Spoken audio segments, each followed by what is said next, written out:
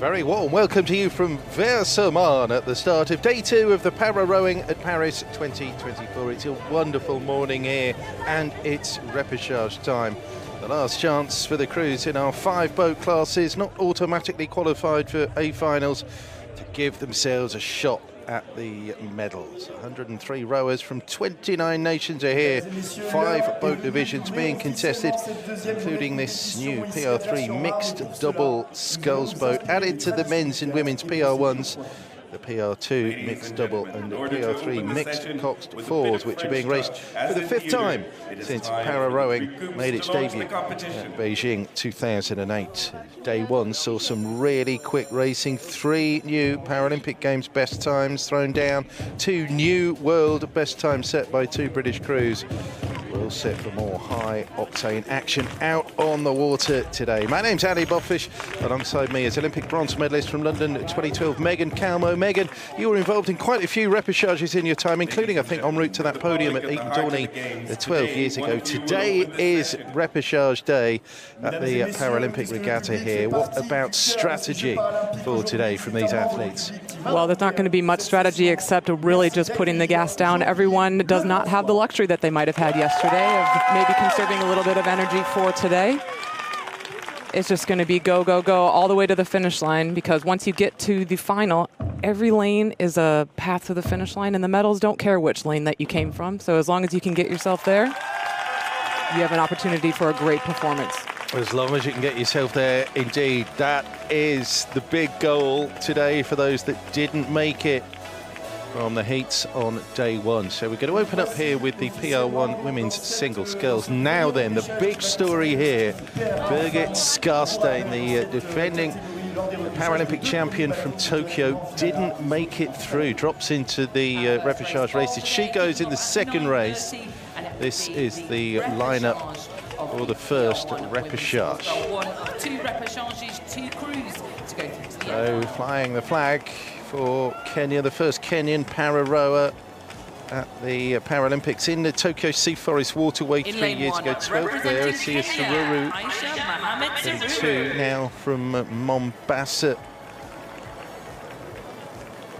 Lane 2, Claudia dos Santos. In lane 2, representing Brazil, 47 from Sao Paulo. Injury blighted build-up to this Paralympic regatta. We have the Tokyo bronze medalist Nathalie Benoit, silver in London, bronze 3 years ago, and she'll be a big favourite here to progress to the A final. The Frenchwoman, likewise in the lane alongside her from Switzerland, the Paralympic debutant Claire Giddingeli won the final Paralympic qualifying regatta, and Makayo Satarova, who's only 19, one of 4 teenagers in this Paralympic rowing regatta here at Versailles. Bronze medalist at the Asian Para Games in China from a year ago.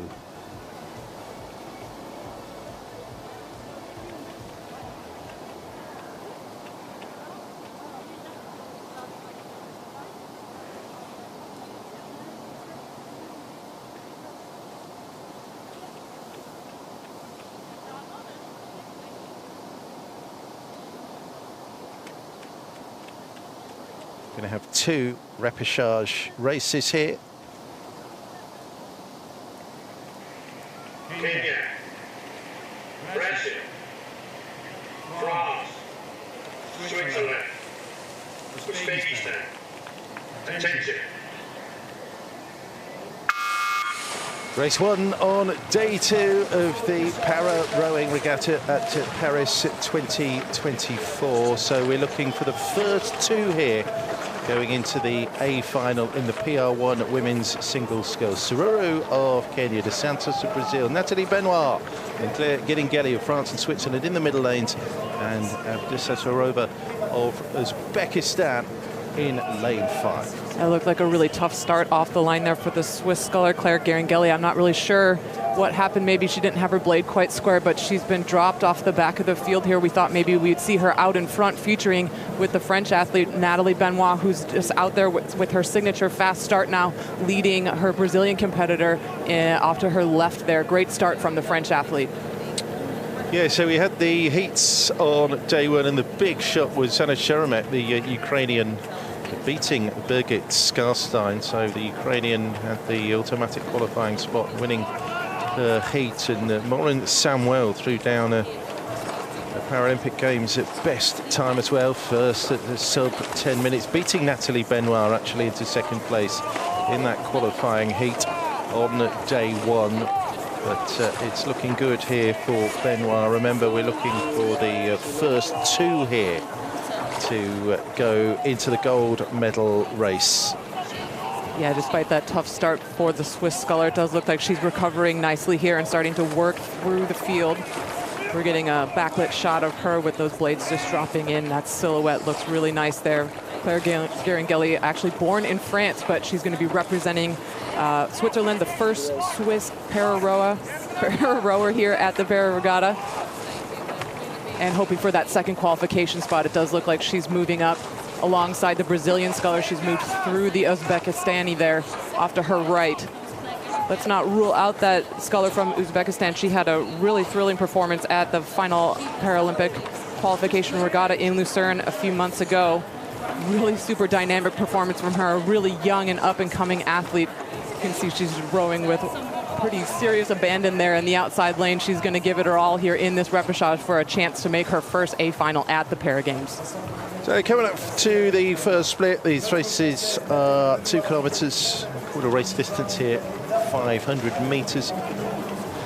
Denoted by those line of red buoys across the 500 marker. Benoit, as we may have expected, is leading this repechage to 38.2. She has a lead of over 6.5 seconds over Claire Guérin-Gelly, but second place does qualify the rower for the A final. Benoit is at 44. The rowing club de Marseille, and she's totally in control of this repechage. Took a 7-year break from the sport between 2012 and 2019. Benoit, and indulged in a number of sporting challenges to raise awareness for multiple sclerosis, including in 2013 she rode over 1,000 kilometres all the way through France, from Paris to Marseille, and also raced in the New York City Marathon in 2018. Currently, or riding currently, with Guérin-Gelly, the 46-year-old. 7 months off from her job as an aeronautical engineer, working for an aircraft equipment manufacturer, to prepare for this regatta. And it seems that she's going to get a shot at the medals in the final, second to Benoit, who is our race leader here in repechage 1 in the PR1 women's single sculls. Well, let's not get ahead of ourselves. She's going to have some tough competition from that Brazilian sculler off to her left. Claudia Cicero dos Santos is one of the most experienced athletes here in this PR1 field. She's not going to be going away anytime soon. She's going to put up a big fight through the middle of the race course. She's done this distance many times at this point in her career and is going to know how to pace this race just right, whereas Claire is just coming into the sport and learning so much about how to do this PR1 event and how to pace it just right. So it'll be really interesting through the middle of the race to see how these two competitors line up. Here we are getting a nice shot again of our Uzbeki athlete, let me get the name for you, Mukayo, again, a first-time Paralympian representing Uzbekistan here in the PR1 women's single, and just really giving it her all here in this outside lane. Yeah, we have the two qualifiers from the FPQR in this repechage of the Satarova. Beat Guérin-Gelly to that victory in Lucerne earlier this year, but both made it through. Previously, she'd only raced internationally once. Abdisa Tarova, third in the B final of the second World Rowing Cup event 2023. It was in the PR2 mixed double. Does she have a finish here over the final K? to take down the Brazilian or the Swiss. At the 1,000-metre mark, the Santos moved up ahead of Giringeli. Benoit still in the lead at 5:09.28, and that lead is 13 seconds, over 13 seconds, 13.27 over the Brazilian at half race distance. Yeah, so we saw Claire recover from that tough start that she had out of the blocks, and she did do well to get back up into the field, but now she's facing some tough competition from the Brazilian. Maybe that shot of adrenaline that she had after that little mistake at the start is starting to cost her here in the middle of the race course. We're getting that aerial shot now of our race leader, Natalie Benoit. It does look like she's out in front and really just striding out now and enjoying that view from the front of the race course. Just checking out what's happening behind her. She can probably tell that it's going to be pretty tight for that second qualification spot between Brazil and Switzerland. A gold would complete the set for Natalie.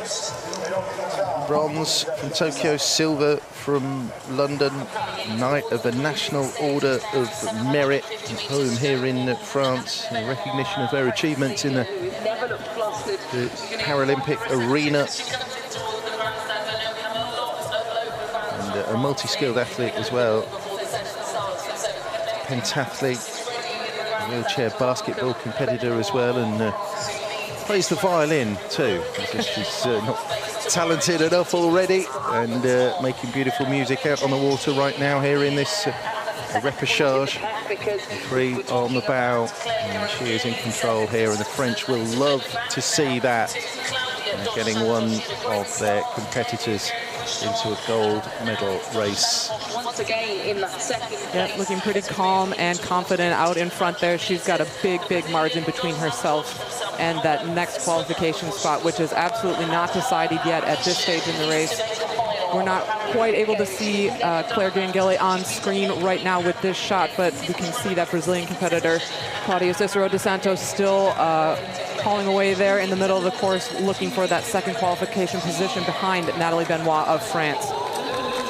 So 500 to go. Here comes Natalie Benoit here still with this colossal lead. Santos who heads at the 1,000-metre mark of Giringeli. So that's our battle for the next qualifying spot, the next automatic qualifying spot into the gold medal race. The remainder will race again. There'll be a B final in the PR1 women's single. We have 12 entries in this boat division. It should have been the same in the men's as well before a late withdrawal from the Uzbekistani. There's our shot down towards the stadium, the section. You can see that the grandstand peeking over the administrative buildings down there behind the finish line. That was the home of the canoe and kayak slalom events of the Summer Games just a few short weeks ago. Here's Benoit for France. Never won a gold in the para rowing. 5 medals in total, 2 silvers, 3 bronze medals.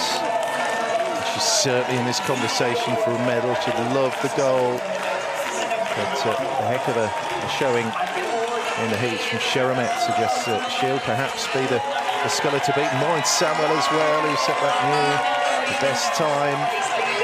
So the racetrack running out here, and Benoit is roared home. You're going to hear that noise from the grandstands. Yeah, we're getting a shot here of dos Santos just finishing up this final sprint, because she is going to have to continue to work to hold off a late charge from Claire Giringeli. She's going to want to close the door here in the last minute or two of racing, just to make sure that she can absolutely zip up that final qualification spot from this repechage for the final. Yeah, Benoit then. So 9:58.02. Maureen Samuel set that new Paralympic Games best time in the heats. Quite a sub-10 race here from Benoit, but that doesn't matter. Look at the extent of the dominance here, enjoyed by the French sculler. She's going to win this first repechage, and Claudia dos Santos, you can see they're some way back, but holding second. And Giringeli looks to not have sufficient in the tank here to take down the Brazilian. There we go, there's our winner. Benoit moves into another PL1 women's singles sculls Paralympic final, and she'll have another crack at a medal. Dos Santos then has it from Giringeli. Has made a real fight of it, a real fist of it over the last 500 here, but it is the Brazilian who moves into the gold medal race with Nathalie Benoit. Just didn't happen for Giringeli. She will drop into the B final here in the PR1 women's single. Yeah, a bump of the fist from Claudia dos Santos. Brazil with a bow in the Paralympic final. Yeah, that's going to be 5 for 5 for her. Claudia Cicero dos Santos is already a 4-time Paralympic A finalist, and this will be her 5th A final. Some disappointment there for the Swiss sculler, but being so new to the sport, I think she should really be able to be proud of putting up such a good fight against such an experienced athlete like Claudia. Still a long ways to go and a lot to learn about racing the 2K distance in a discipline like the single. It's just so tough. 4th, Avdesattarova in 11:25.27. And there'll be a huge reception here for the finish of Asia Sururu. We'll complete this opening repechage for Kenya. And we'll race again in the B final.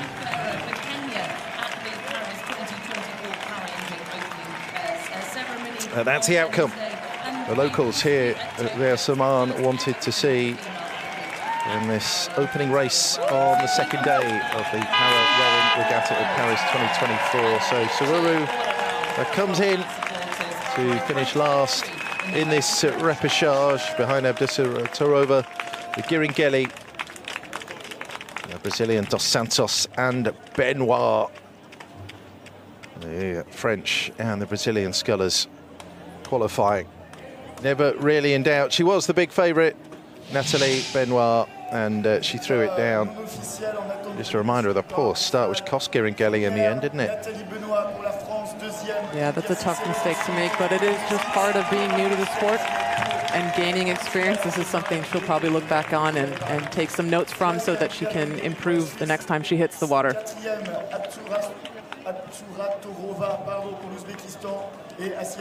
But Benoit showing that experience, showing that pedigree, just doing a really good job to get out in front where she needed to be for that first qualification position.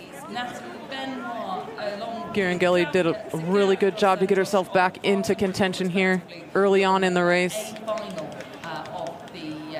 But Benoit just rode away with it, didn't she?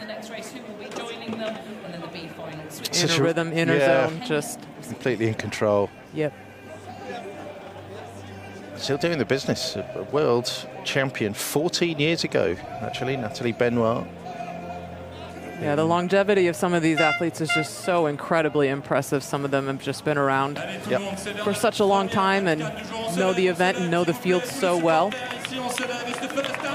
Yeah, 5 silvers at Worlds, a gold, and as we've mentioned, a bronze and a silver at Paralympic Games, and another shot at a medal at home as well. That is a big deal for Benoit. Making sure those French tricolores fly high.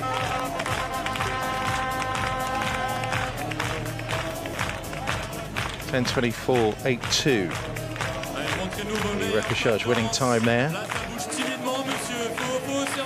Big margin over Claudia from Brazil, and then the Giringeli, Avdesattarova and Sururu drop into the B final in the PR1 women's singles stakes.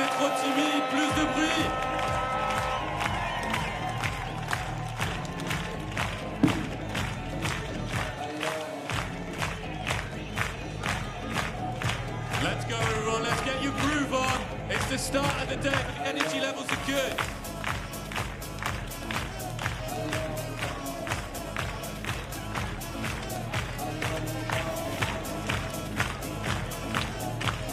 Well, the weather is better on this second day of the Para Rowing Regatta. There's a few more of bare arms than there were 24 hours ago when it was a day for the the rain jackets, because we had a significant delay in the middle of racing because a thunderstorm passed over the racetrack here at Versailles. We're northeast of the French capital. A bit more of a party atmosphere in the stands.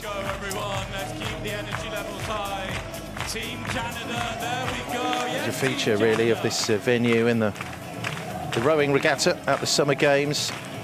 The music and the sense of abandon and joy in the stands. Everyone's come here to have a cracking day out, take in some top quality racing as well. Yeah, and this is what you want when you're participating as an athlete, isn't it? To have your friends, your family, your spectators all there making noise and cheering you on. Something that the athletes all missed out on in Tokyo, of course.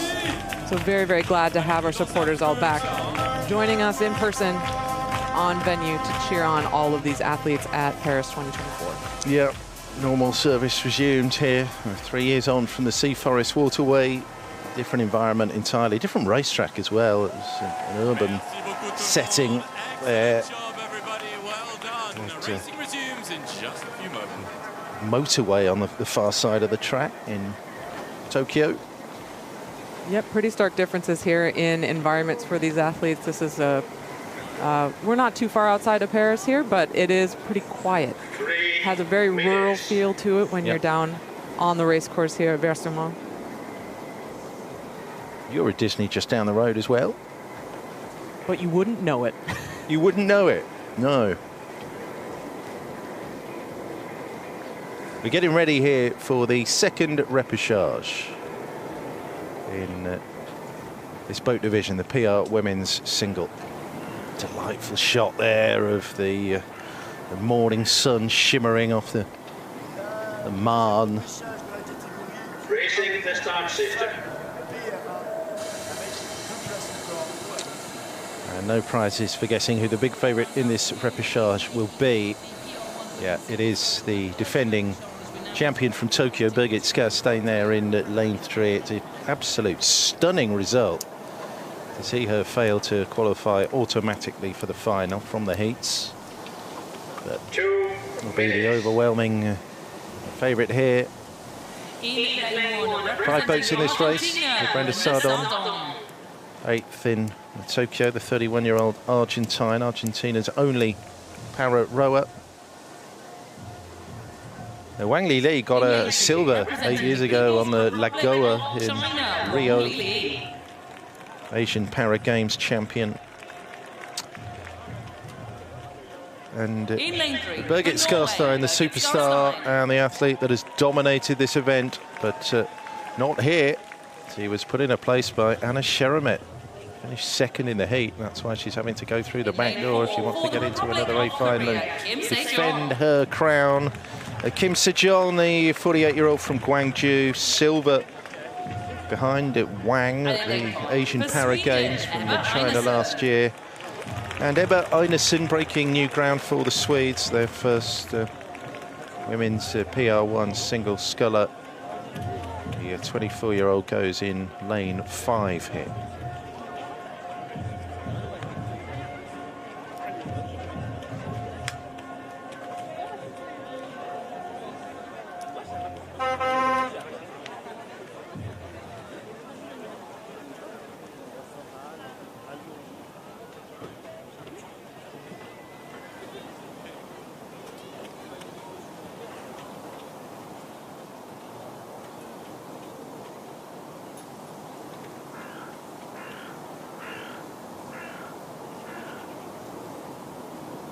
Argentine, China, Norway, Korea, Sweden. Attention. Repechage 2 in the PR1 women's single top 2 go through. Argentina, China, Norway, Korea and Sweden. Sardon, Wang, Sculls, Kim and Einarsson. It's a big story from day one, Megan. Sculls not qualifying automatically for the gold medal race. Yeah, it's going to have been a long time since Birgit's found herself in a repechage, so I'm sure she's not very pleased about finding herself here today, but she's going to make the most of this opportunity, and she's going to make a statement early on here. You can see she's gotten herself out to just about 3/4 of a boat length over her next closest competitor from Korea. It'll be really interesting to see how this plays out. I mean, we're going to still make Birgit the favorite here in this repechage to take the first qualification spot, but between China and Korea, it's going to be too early to call it right now. We're just underway, but Korea did get the better of Wang Li yesterday in the opening heat. On paper, Wang Li was the only other competitor in this field to qualify for the Paralympics via the World Championships last year. So really could go either way at this point. It's going to be really interesting to see how these two athletes go as we get into the middle of the race. But it is Sculls over the 250 mark first with open water now over the rest of the field. Yeah, that's Kim Sejong in second place, 2 on the bow. That's Wang, the second place finisher, silver medalist from Rio in 2016. Kim Sejong's also competed in wheelchair rugby and para cross-country skiing, one of a number of athletes in the field here who has competed in winter disciplines as well at the Winter Paralympic Games. She was second behind Wang at the Hangzhou Asian Para Games in China late last year. So Sculls, last time she didn't come out top in a big international meeting, the final of the 2016 Paralympics, where she ended up 4th and has been more or less untouchable since then, taken away every major championship and that Tokyo Paralympic crown, but signs of her vulnerability began to emerge earlier this season and came to a head really with that stunning showing, the second place finish behind Sheremet. There wasn't much in it in the end, just a second and a half she was down on Sheremet, but it was a result that sent shockwaves really around the para rowing community. 500 mark. Sculls is at least head of the field in this second repechage, 2:32.15, and she has a lead of 5.5 seconds over Kim, and then it's Wang a further 5 seconds back, and Einarsson from Sardon, Sweden, and Argentina bringing up the rear at present.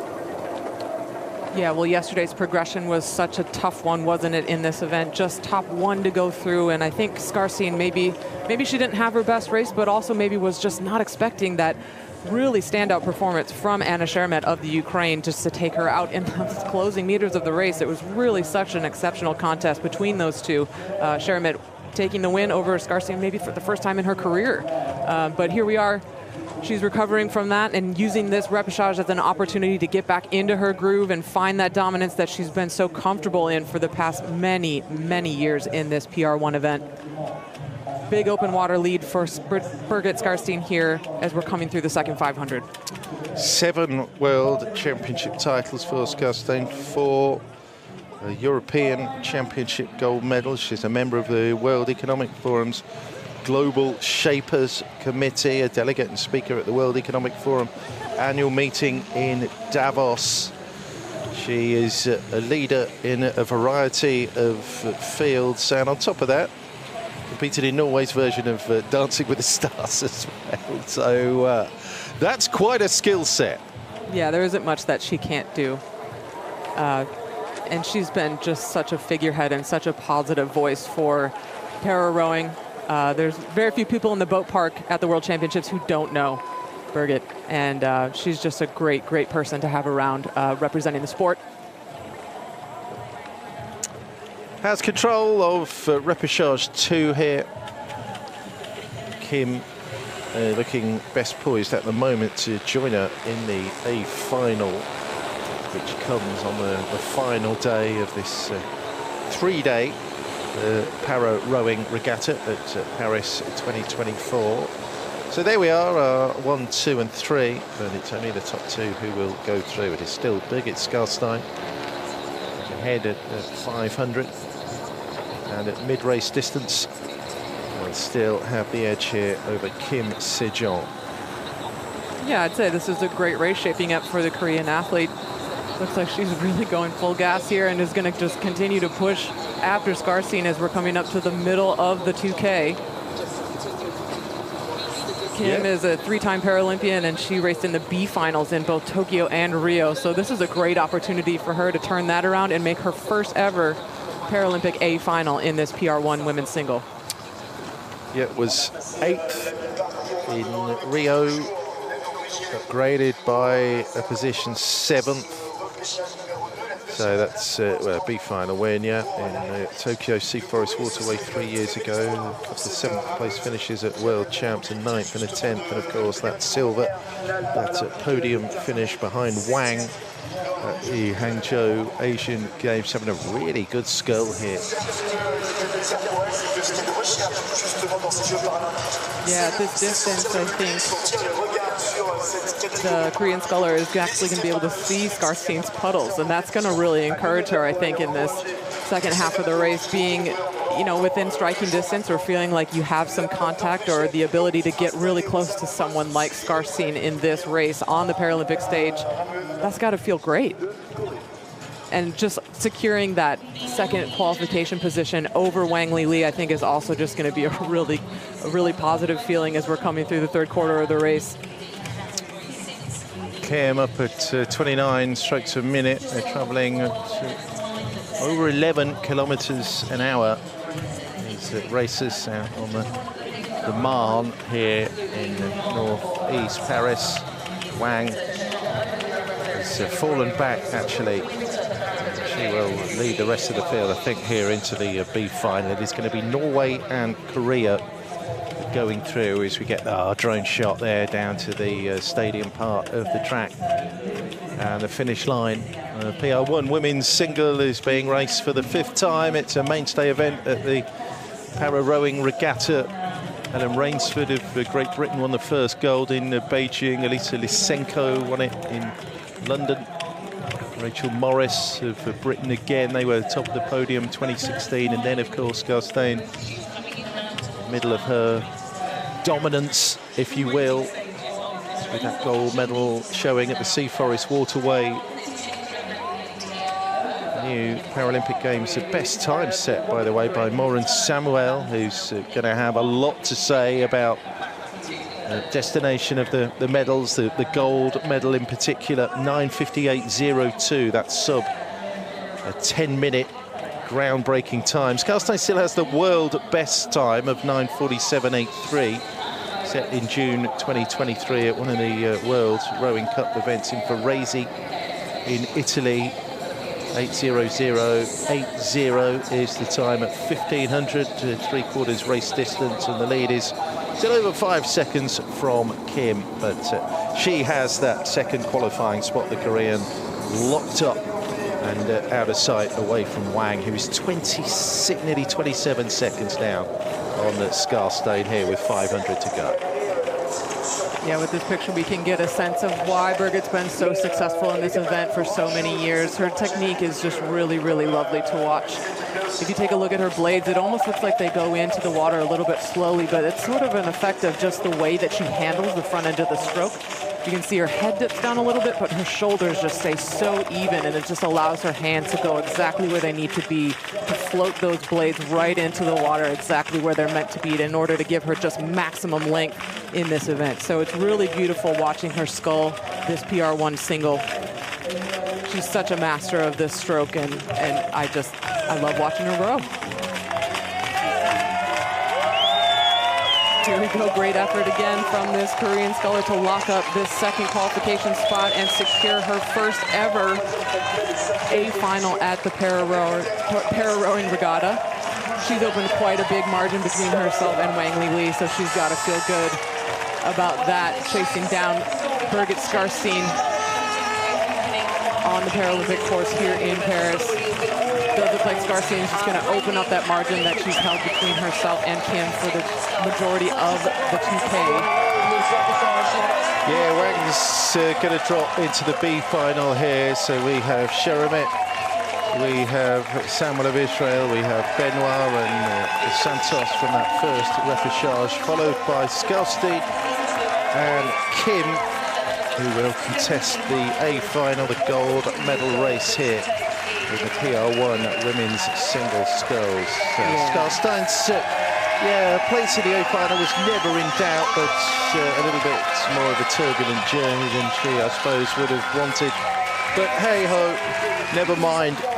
She's owned the repechage here and takes the win from Kim, who has raced brilliantly. And this is the A final lineup completed now here in the PR1 women's single sculls at Paris 2024. Sculls wins repechage 2. Kim comes in for a superb second place for Korea. Yeah, it looks like we got to see Skarstein just run through the gears a little bit at the end, no doubt, just giving herself some opportunity to practice taking the rate up and working on that sprint, as it was something that wasn't quite where it needed to be for her yesterday. Did not serve her in the way that it needed to for advancement through the heat into the A final, so just practicing that sprint here in the repechage, great opportunity for her. And our remaining scullers will go for a shot at finishing 7th. That's the highest. Wang, Einarsson and Sardon can possibly now finish here in this para-rowing regatta. So that's Wang, 43 seconds behind Skarstein's 10:44.6. So coming in 3rd place. And Einarsson from Sweden, 11:33.21, finishes 4th, and Brenda Sardon will be in the B final again 3 years after Tokyo, 11:46.07. Skarstein didn't fluff her lines here in the repechage, goes through with a minimum of fuss with Korea's Kim.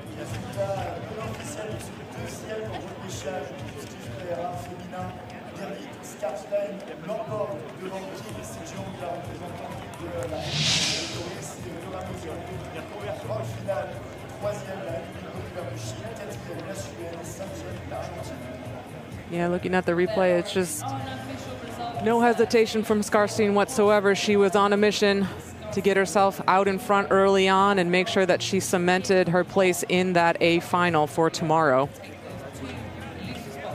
Just got out, established that lead, and then just got into her working rhythm to take herself down the 2K.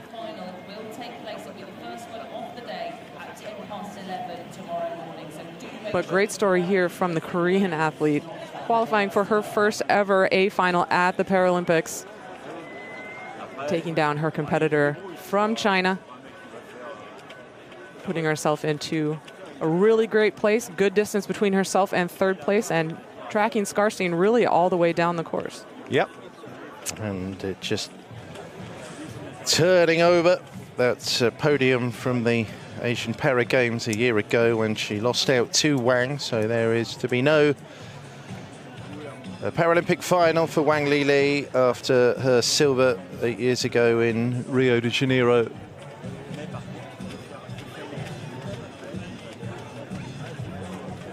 Can she do the double? Skarstein, Tokyo and Paris, back-to-back golds. But it's going to be a fascinating final in this boat division, isn't it, after what we saw from Sheremet? It really is. I think we were all caught a little bit by surprise yesterday with that performance. That's the best that we've seen in a row, and probably the best outcome that she's had in her career. So turning things around from that number 4 seed to making her a real contender for the podium is really exciting. An integral part of launching the rowing program here in France. Well, it's Norway's only gold medal in the para-rowing since it was put onto the program in 2008. Skarstein's performance in Tokyo 3 years ago. She's in the final again with Kim. A team of adaptive. I wrote some client, a coach, and we start with some little team. And I would like to say thanks a lot to the federation, because today this is a big team here. And thanks to Jean-Paul Fin of the federation. And so, it was the confirmation then of the competitors that have qualified via the repechage. system then to the A final. Joining Anna Sheramet and Moran Samuel, who qualified directly from the heats. The remainder go into the B final. And there they are, the 6 para-rowers who will try and compete for 7th place, the highest those women can finish here at Paris 2024.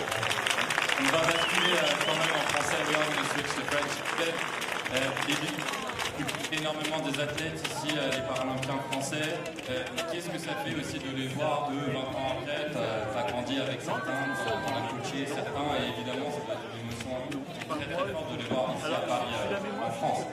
Bah moi, je tremble comme les familles. Je pense à la famille de Nathalie, avec qui j'ai partagé au-delà les championnats du monde, le rallye des gazelles au Maroc.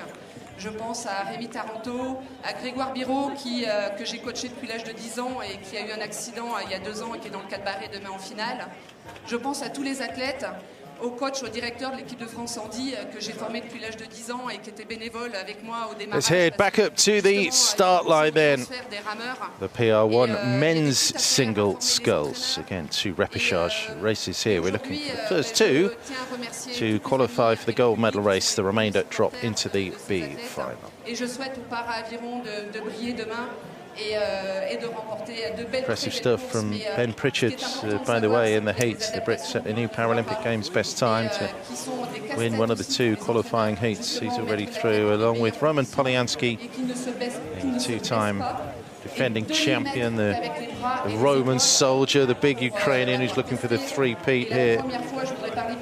He's through already, who will join those 2 gentlemen in the gold medal race in the men's PR1 single. We'll soon find out. Je peux vous dire que j'ai pleuré, ça a été très fort. Et elle m'a dit, Isabelle, tu peux pas savoir ce que ça représente de laisser le fauteuil sur la berge. Je lui ai dit, écoute, je ne suis pas à ta place. Je ressens une émotion très forte. Et à partir de là, j'ai souhaité vraiment ouvrir cette discipline à maximum. Got a DNS by the looks of things. Mao Rahmani, who is due to be racing here in this repechage, the Tunisian, doesn't look like he's made it into the starting position here. So it looks like we've got a 5-boat field reduced to 4. France, Israel, Spain and Canada are gunning for the 2 places in the A final.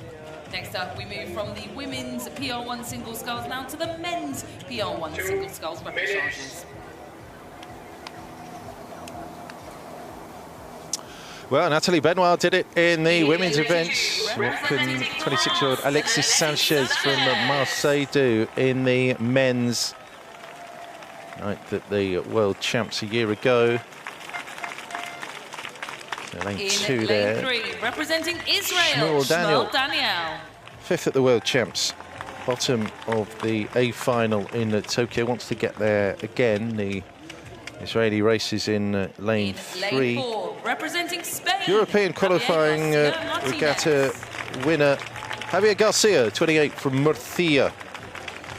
He took up para-rowing after the Tokyo Games, and here he is going for a shot at a place in the final in lane 4. And talking about newcomers to the sport, Jacob Wasserman, the 24-year-old from Saskatoon in Saskatchewan, America's qualifier winner. It would be a huge achievement if he were able to make it through.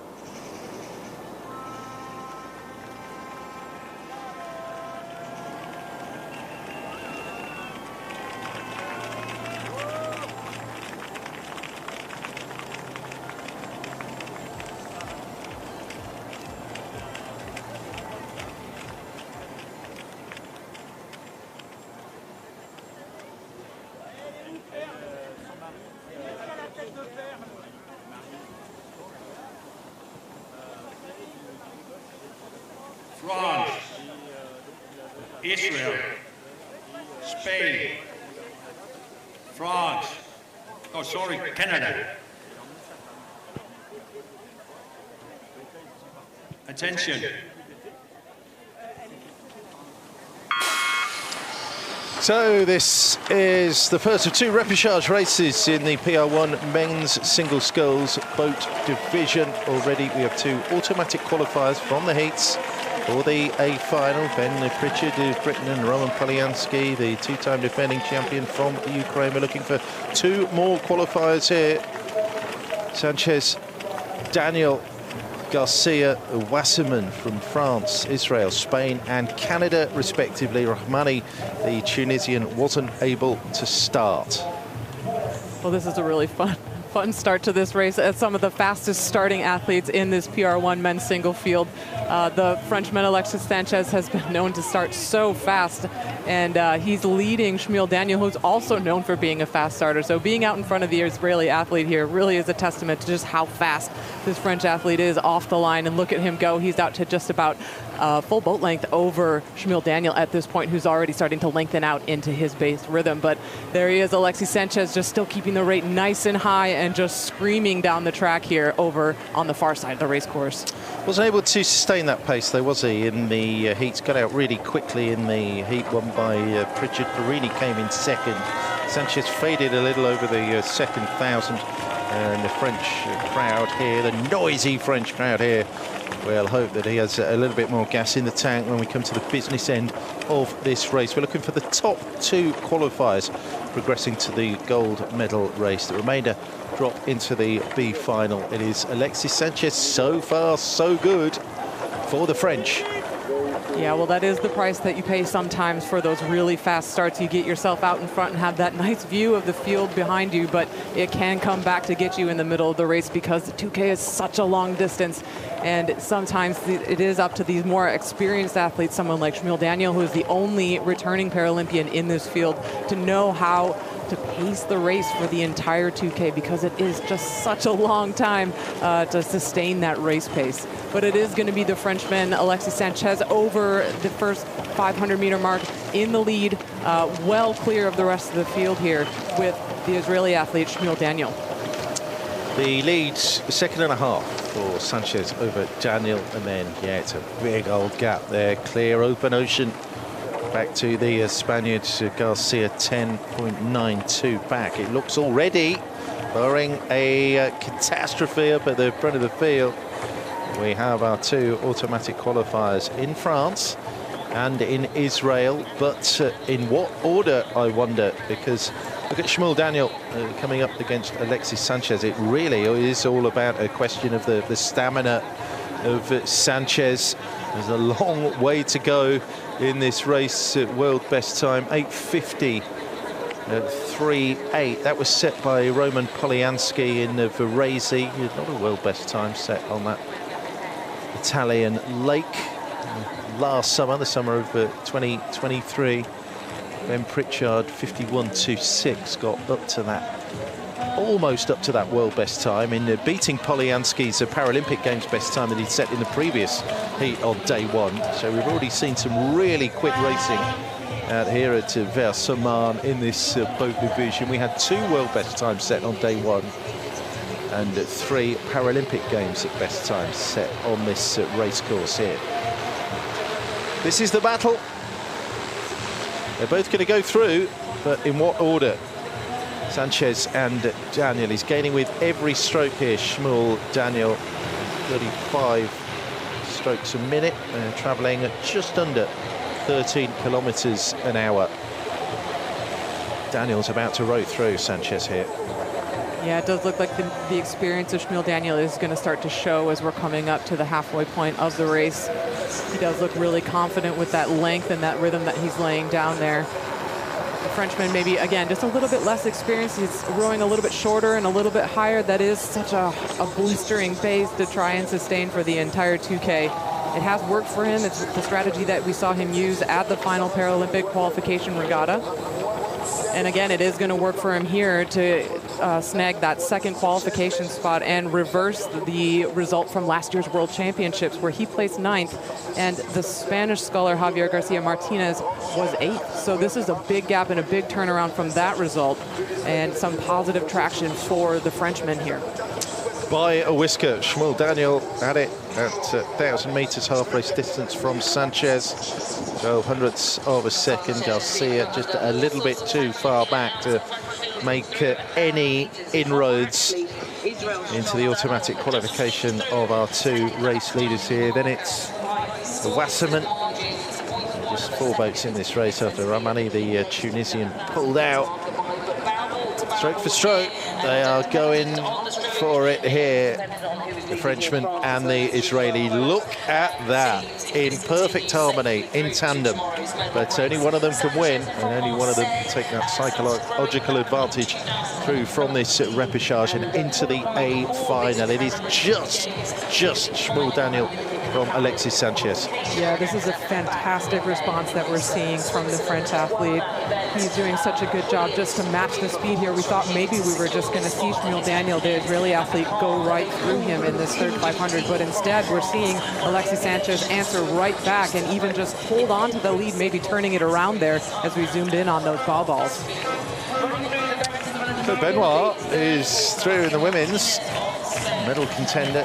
Alexis Sanchez will be an outsider if he makes it through, but it's important for the host nation to get these boats into their finals. They are the only nation with entries in all 5 of our boat divisions, and it's so far so good on the repechage day here, day 2 of the para rowing regatta at Paris 2024 at this spectacular facility at Versailles, northeast of Paris, which was the first of the Olympic and Paralympic venues to be unveiled. The first one to be opened way back in 2019. This facility was ready, hosting some full throttle racing. This is a terrific drag race here between Shmuel Daniel and Alexis Sanchez. It's still just the Israeli with 500 to go, but this is really close, 0.17. That's all that splits our top 2 scullers. Garcia still holding third place from the Canadian Wasserman. Yeah, this last 500 is really going to be what it comes down to, I think, between these 2 athletes. The graphic was showing us that Alexis Sanchez was already up at 38 strokes a minute, and that doesn't really leave him a lot of room to go in order to take the stroke rate up and execute a sprint against Shmuel Daniel here, who you can see is just maximizing that length and continuing to try and push this athlete to the limit, because he's out to just about half a boat length lead, and he still has some room to take that rate up to execute the sprint here as we're getting closer to the red buoys. Well, Daniel then has moved into something of a clearer lead. He was second to Roman Polyansky in the heats. The Israelis 14 seconds behind the 2-time defending champion from the Ukraine. Will be increasing to around about half a boat length lead here in this repechage race. Yeah, but Alexis Sanchez not going away. 250 meters to go, and he's checked Shmuel Daniel there at that half a boat length margin.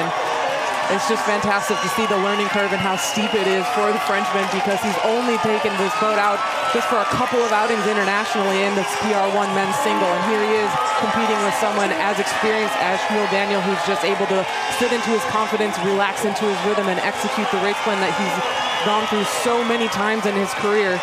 Alexis Sanchez just tracking the Israeli athlete here as we're coming down to the line.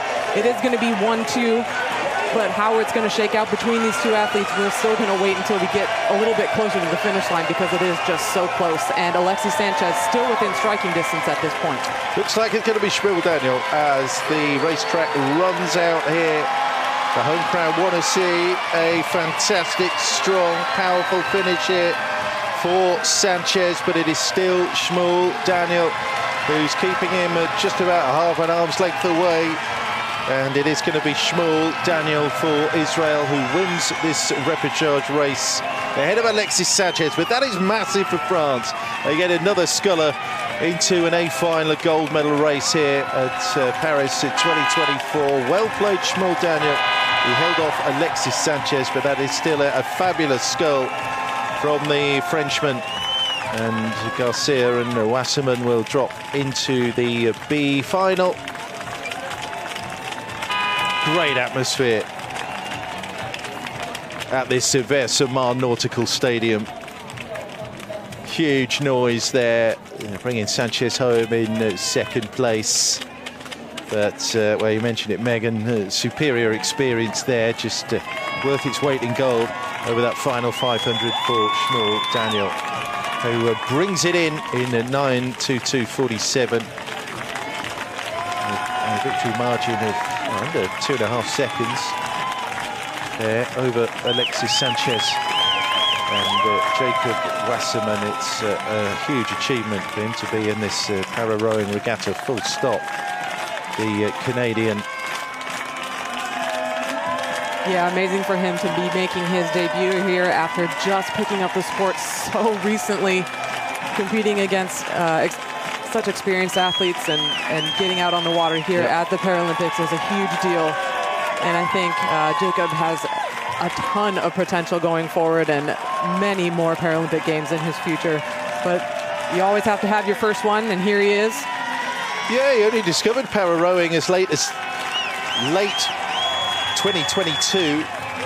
Survived the tragic Humboldt Broncos bus crash in 2018. It's a goaltender before that. And will go for a shot at 7th place in the B final of the PR1 men's singles sculls here on his Paralympic debut. Gets a finish here behind Garcia, behind Sanchez and behind Daniel in this repechage race. Great reception to the Canadian Wasserman, and that's wonderful. Yeah, as I said earlier, I mean, the learning curve in the event is just so steep. The single is such a challenging event. It's technical, it's brutal physiologically. All of those things are things that only come with time and experience. And when you're young and brand new to the sport, brand new to an event like the single, man, it can just be so tough. So getting out here and getting the experience is what you need when you're in a position like Jacob's in order to just figure out how to start learning and where you can improve. But here we are.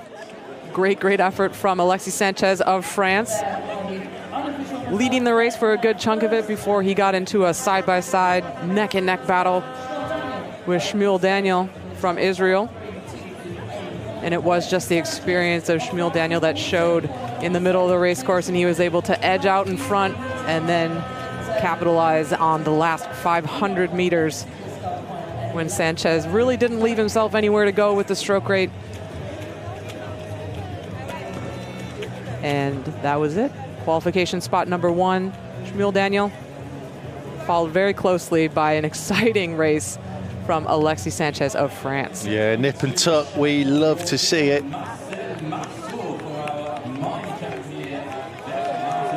Very strong in the singles. Morin Samuel over there for another medal in the women's. And Shmuel Daniel right in the conversation as well for Israel in the men's event. Yeah, I think that's just a super result for Alexis Sanchez of France, being a first-time Paralympian, making your first Paralympic A final, home games. It really doesn't get much better than that. So great opportunity for him, great performance here in this repechage, and excited for tomorrow's final. 100%. Yeah, it's going to be massive. So Shmuel Daniel and Alexis Sanchez join Roman Polyansky and Ben Pritchard, who got through directly from the heats in the A final. So 4, stamping those tickets in the gold medal race. We need to find 2 more on the second repechage in the PR1 men's single.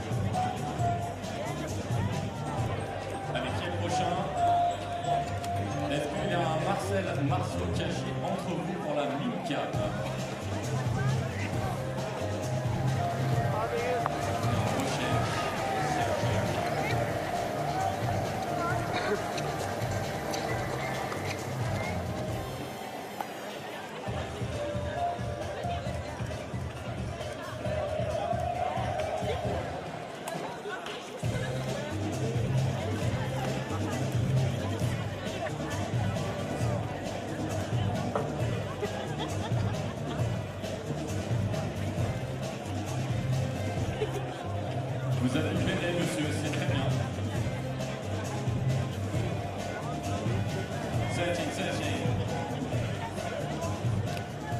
Thumbs up, indeed. That's what it's all about. The French love that. Alexis Sanchez will race for a medal. Oh, there's that fathead again. I'm so happy to see that back in the stands. Big fans of our French single sculler. Has a big printout of his face, letting them know that they're there to support him. Happy for his success advancing to the A final.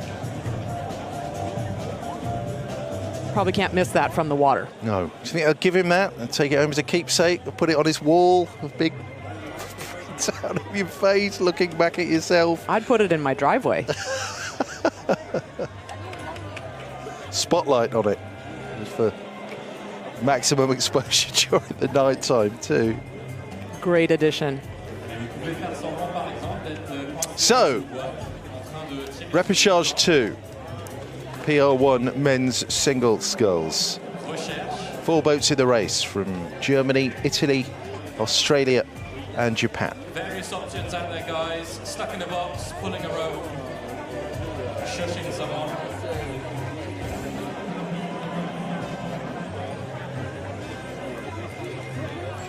Ton of experience, 42-year-old German Markus Klemp.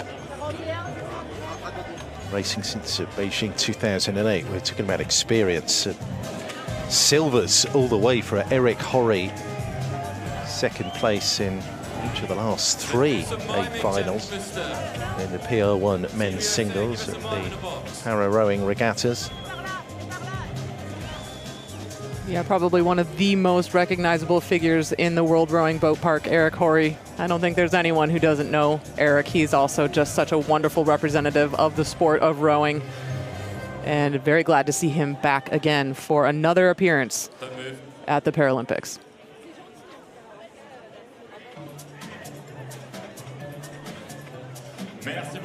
Fans are really filling out the stands today. It looks like they're getting some sunshine too for their efforts. Yeah, enjoy the weather. Yeah, a couple more sunglasses coming out than we saw earlier in the morning, so that's nice. That is a beautiful shot down the racetrack here. Yeah, that's a treat, isn't it? I mean, we really can't ask for better conditions than this for racing. Absolutely perfect. Et nous enchaînons avec le deuxième repêchage du 1 de couple homme PR1. Markus Klemp, Giacomo Perini, Eric Horry and Takuya Mori here.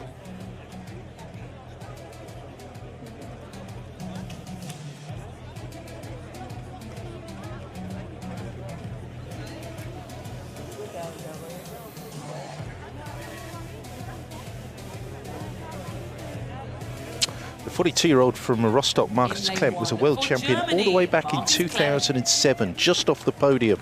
A year on from that in the Beijing para rowing regatta. He was 8th in Tokyo, 2nd in the B final.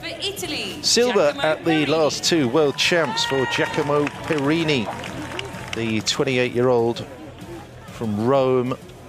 In lane 3, Eric Horry, silver Horry. In London, silver in Rio, silver in Tokyo. Can he upgrade? That's the big question. And in lane 4 for Japan, Mori Taki. One of 4 50-somethings in this para rowing regatta. That's Takuya Mori, the 50-year-old from Kobe.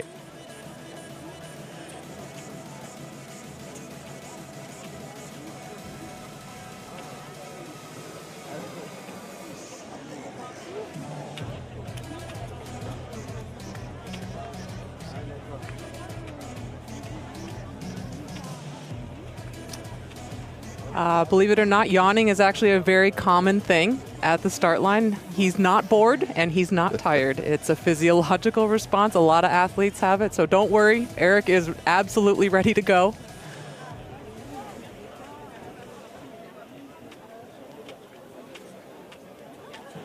Well, it's something to do with being relaxed, I would think. Indeed. I would hope, anyway. Just going to get a big last gulp of oxygen here before we undergo this tremendous effort, this 2K in this men's PR1 single. Germany, Italy, Australia, Japan. Attention.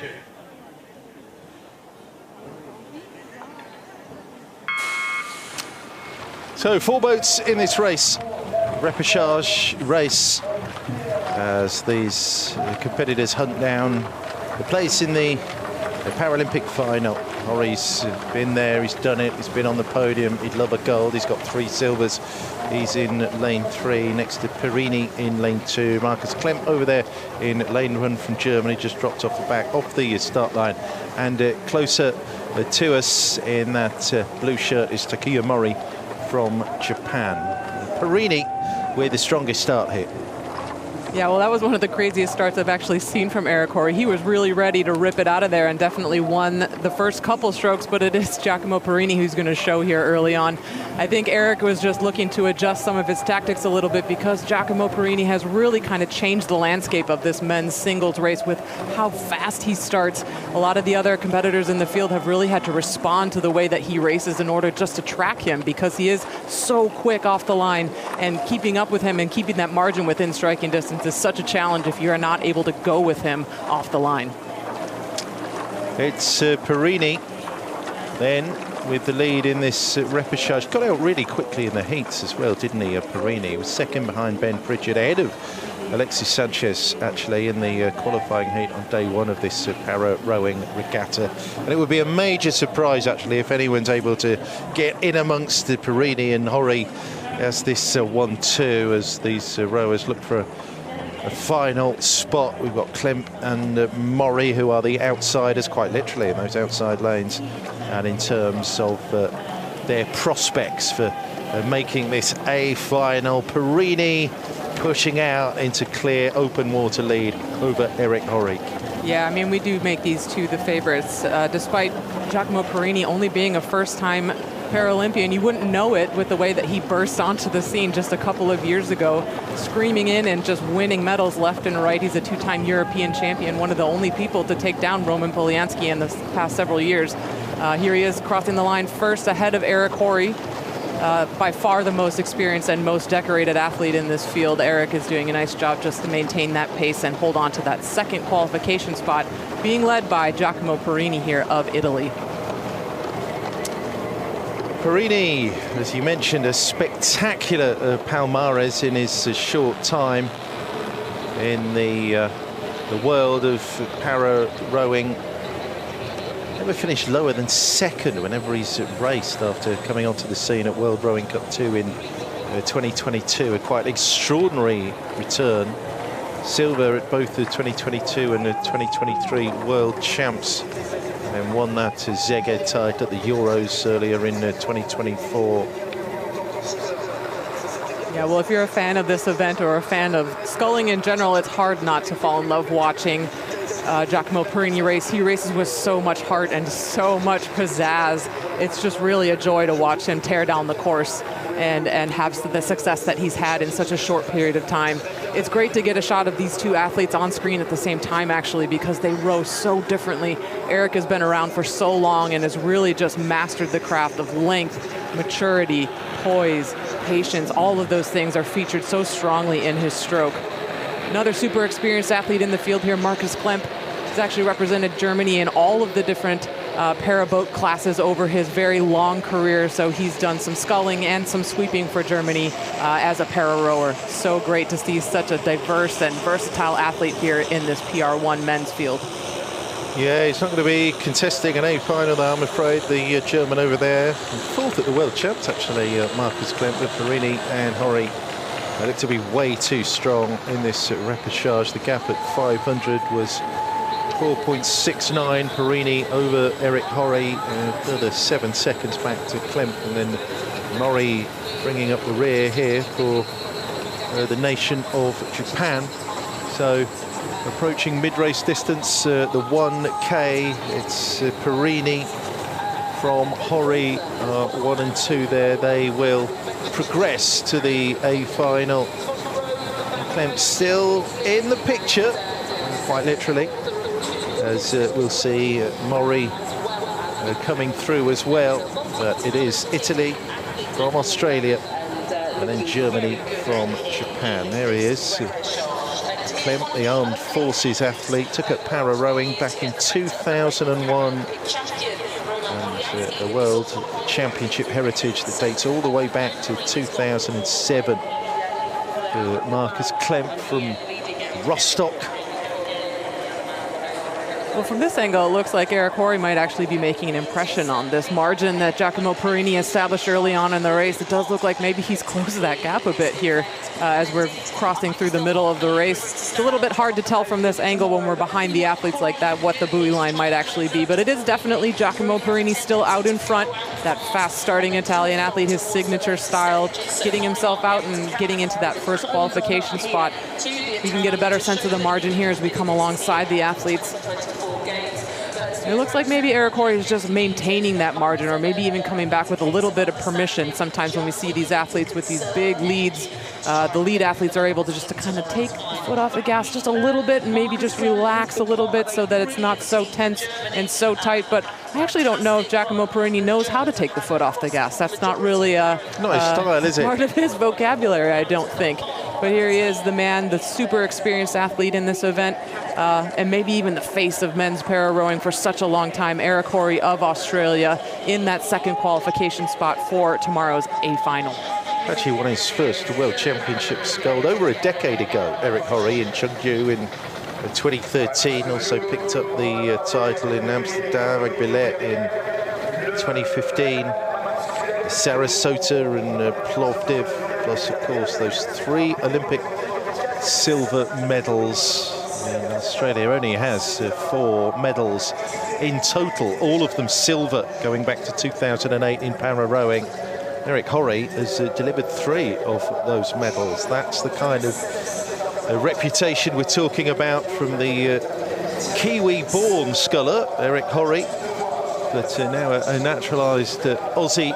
And look at this. Is he going to throw down a challenge to Parini over the last 500? Parini still has the lead with a quarter of the race to go, 6.56. He has chopped down that lead, you know, Eric Horry, from 5 seconds down at the K to just over 3 seconds down, actually, with 500 to go. But it is still Parini, the Roman soldier, leading this repechage.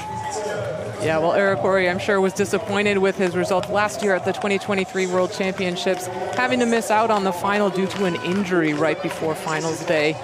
So had a DNS, but did manage to secure a qualification spot for himself in this event at the Paralympic Games. And so we've seen him back in action in the 2024 season and ready to go here in Paris. It does look like he has shaved down that margin. It is just a little bit of open water between himself and Giacomo Parini of Italy. And I'm not sure, maybe it is Parini just kind of lengthening out and striding out into these last few meters of the race, because he does have one of those qualification spots in hand, kind of regardless of what Eric Horry decides to do tactics-wise here in the last 250 meters. It is going to be these 2 athletes, Giacomo Parini of Italy and Eric Horry of Australia, advancing to the A final. Well, Horry's coming right up here at Parini. The experienced Aussie is really hitting the gas now. I think he's going to take him, isn't he? 150 to go, and Eric Horry is going to row through Giacomo Parini to take the win in this repechage, just digging into those vast reserves of stamina and experience. Australia then come through with Horry. Parini doesn't quite have the fight at the finish, but hey-ho, he knows he's going to go through. Yeah, this looks to me like this is with permission. It looks like Giacomo is pretty happy with his plan for his sprint for tomorrow, and this is an opportunity that Eric is taking just to practice his sprint. So my guess is that Giacomo is not pulling out all the stops for this race, and he's happy to advance in 1 or 2 of these spots. Happy to let Eric run through the gears there and take that first spot.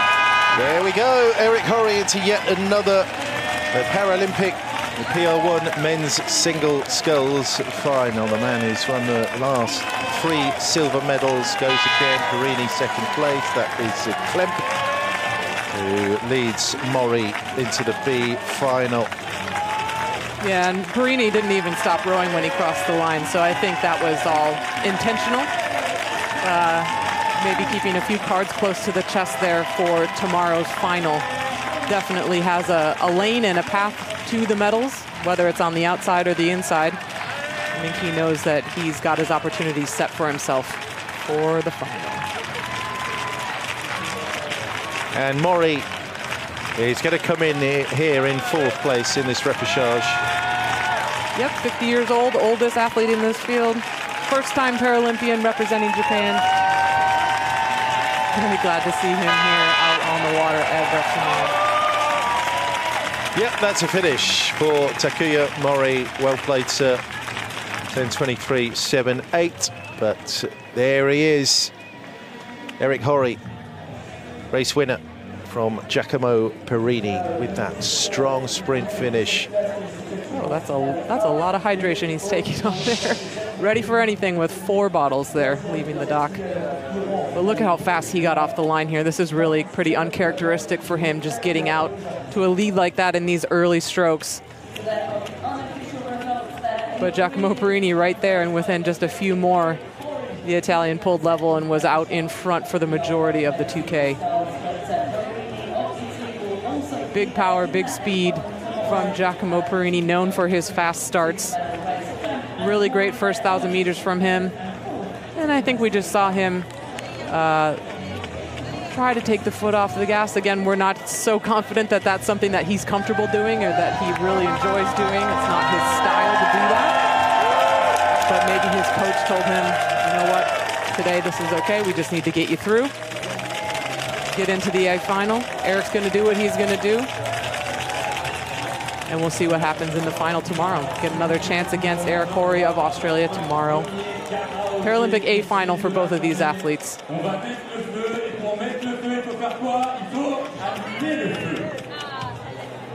It'll be Eric's 4th A final at a Paralympics. He'll be looking to make history as the only Paralympic athlete to win 4 medals in rowing at the Paralympics.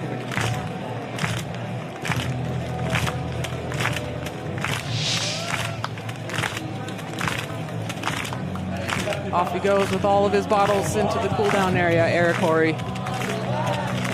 Who knows how long he's going to be out there with all those bottles.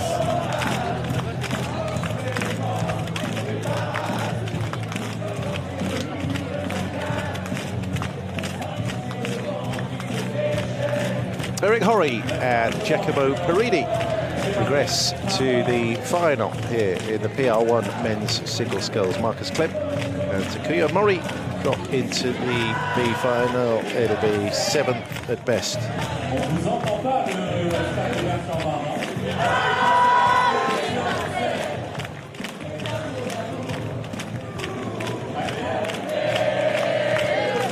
It's going to be an exceptional A final tomorrow. It's going to be great. It's going to be action-packed. I think it's going to be just a lot of fun to watch. Such great athletes in the field. We can have Polyansky in there. We can have Pritchard in there. We can have Perini. He's something of a wild card firecracker. Horry, Sanchez, and Shmuel Daniel as well. I'm betting we might see one of the fastest first 500s of a men's PR1 race that we will have ever seen, based on how things have been going with these guys. It's all set up, isn't it? B final contenders then: Clem, Garcia, Mori, and Wasserman.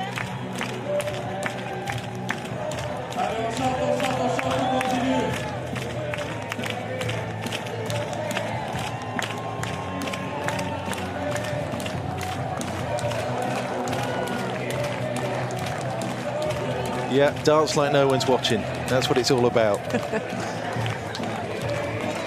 Yeah, great turnout here in the stands. Great Irish presence there. A lot of flags waving for our upcoming race in the PR2 double. And our only Irish crew at the para rowing regatta. Yeah, it's going to be a single rep as well in the PR2 mixed double. Yeah, this is going to be a tough one, isn't it? With just the 1 rep and only 2 to go through, there's going to be someone who we might expect to make the A final who's going to miss out. But all smiles still, because that is yet to come.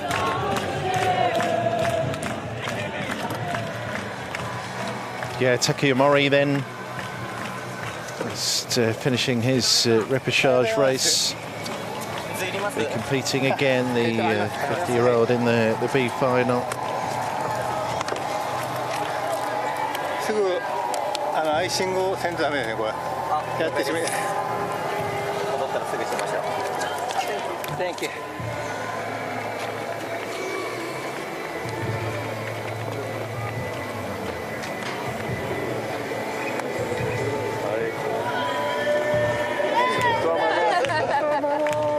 Some of the French staff are going to be looking at this upcoming race with big hopes for the French crew in the PR2 double, along with all of these French fans who have turned up in the stadium at Versailles.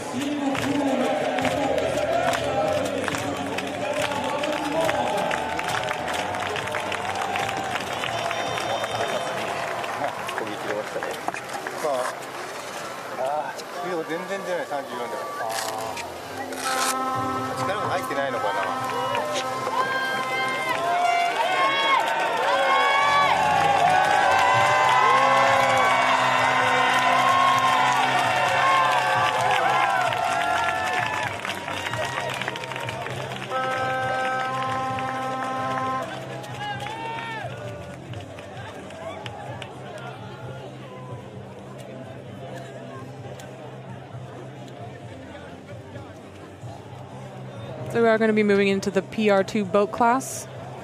Again, we're going to see these athletes rowing on the fixed seat like we saw with our PR1 athletes. With the PR2 classification, these athletes are going to have some mobility and function and use of their trunk. You can think of it more some use of the hip joint. So we won't see them strapped in at the torso like we saw with our PR1 athletes, but these athletes, again, on the fixed seat, so not able to use the sliding seat or their lower bodies in order to propel the boats. They'll be using just their trunk and their arms and shoulders to row these boats.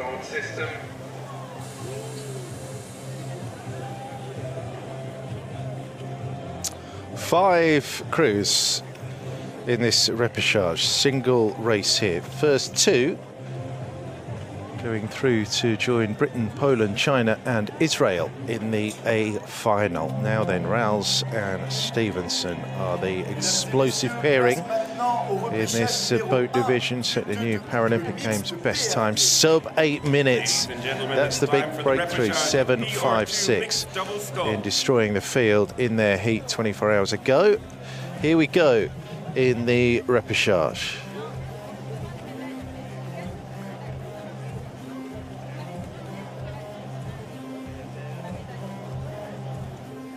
From Ireland, it's Tiana O'Donnell and Katie O'Brien, who had a birthday yesterday, turned 28. Well, she was sensible in her celebrating last night and raring to go.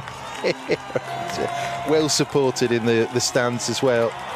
Devier and Bouge bringing the heat for the host nation. FPQR winners. Bouge with Stefan Tardieu has a couple of Paralympic medals already. And here's Sianova and Yaroslav Kuda, the European bronze medal crew from Ukraine, 6th at the World Champs. We've got the oldest competitor in the para-rowing regatta at 56, Esther van der Loos, who's re-teamed up with Corne de Koning for the first time in 8 years. Silver in Tokyo for Corne with Annika van der Meer. And invitation boat, Nursen Sen, Yigit Boşkur. Turkey having a breakthrough boat here in the para-rowing regatta at Paris 2024. No surprises who the locals are going to focus on. Davier, hugely impressive competitor, the first French para-Nordic skier to win 5 medals at single Paralympic Games. Yep, that's the Winter Paralympic Games, you heard it right. Racing with Pearl Bouge in her 4th Paralympic Games.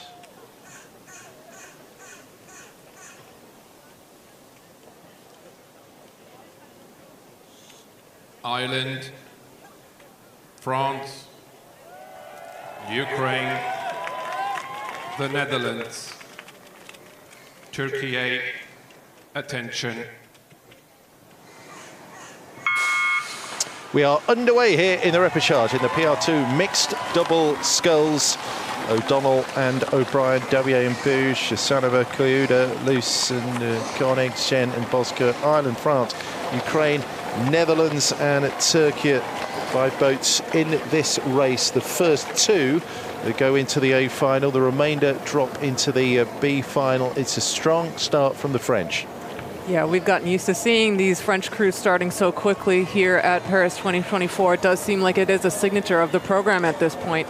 With the young addition of Benjamin Davier in the bow seat, it does look like there's just enough power in that boat, along with Repage, to get the boat off the line and flying down the course here at the front of the field, because it is France leading Ukraine, the Netherlands, and the boat from Ireland over on the far side of the course. At this stage in the race, it looks like it's probably just about open water now for the French boat. Really strong start from Davier and Bouge. Davier, the 35-year-old from Annecy, has come in to partner Pearl Bouge, previously with the Stefan Tardio. That pairing finished 8th at the World Champs in the Belgrade a year ago, just off the podium at the Eurogos in Szeged earlier this year. Davier only started rowing last year. 10 winter Paralympic medals in para-biathlon and para-cross-country skiing, 20 World Championship medals, no less. This is quite some partnership, and it's quite some start here. They are absolutely determined to get one of those 2 qualifying spots in the A final, and it's looking good, isn't it, for Davier and Bouge present. But Sanova and Koyuda were 3rd at the Euros, single sculls world champion, and Sanova in the PR2 category. Koyuda was 4th in Tokyo, 5th in Rio. It's his 3rd Paralympic Games. Rode previously with Svetlana Bolskarska and Irina Kirichenko, here with Anna Asanova in the boat here. And they, the Ukrainians, are 2nd at present, just from Van der Loos and Courtney de Koning. Yeah, well, I don't know that this lead is going to be things done and dusted for the French crew. This is the strategy that we saw them employ yesterday, and it didn't quite pan out the way that they had hoped. They ended up getting rowed through in the final meters of the race by a very experienced Polish crew. Davier's background as an endurance athlete, as a para-Nordic and para-biathlon athlete, obviously serving him well, but again, the transfer is not necessarily one-to-one. Those are such long-distance events that he's so used to competing in, and rowing is really just a unique blend of power and endurance.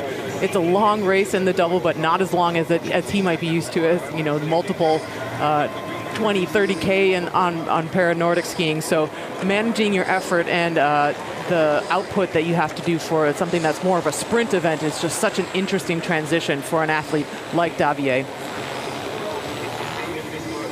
A really hot contest here for that 2nd qualification spot in this repechage. It is Ukraine just leading by half a boat length now over both Ireland and the Netherlands. Ireland coming right up, actually, to challenge Luce and Koenig in that orange canvas. The Netherlands boat, Esther van der Loos and Courtney Koenig. Ireland going really well, actually. Jen and O'Donnell and Katie O'Brien up on the far side. Won a pair of medals, a gold and a bronze. Ireland in the rowing regatta at the Summer Games. Now then, Esther van der Loos and Courtney Koenig, who've heard those danger signals, and they have pulled away from the Irish, and they're coming up now to the bow of Sanova and Koyuda in that Ukrainian boat.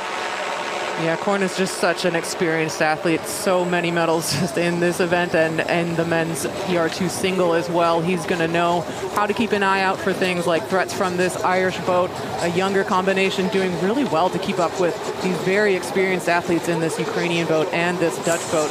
Korn, I think, has just been able to take a look and execute a move here and make a call to his pair partner Esther in the bow in order to start making some progress here on this Ukrainian combination, who's continuing to lead, but does look like the Dutch are on the move.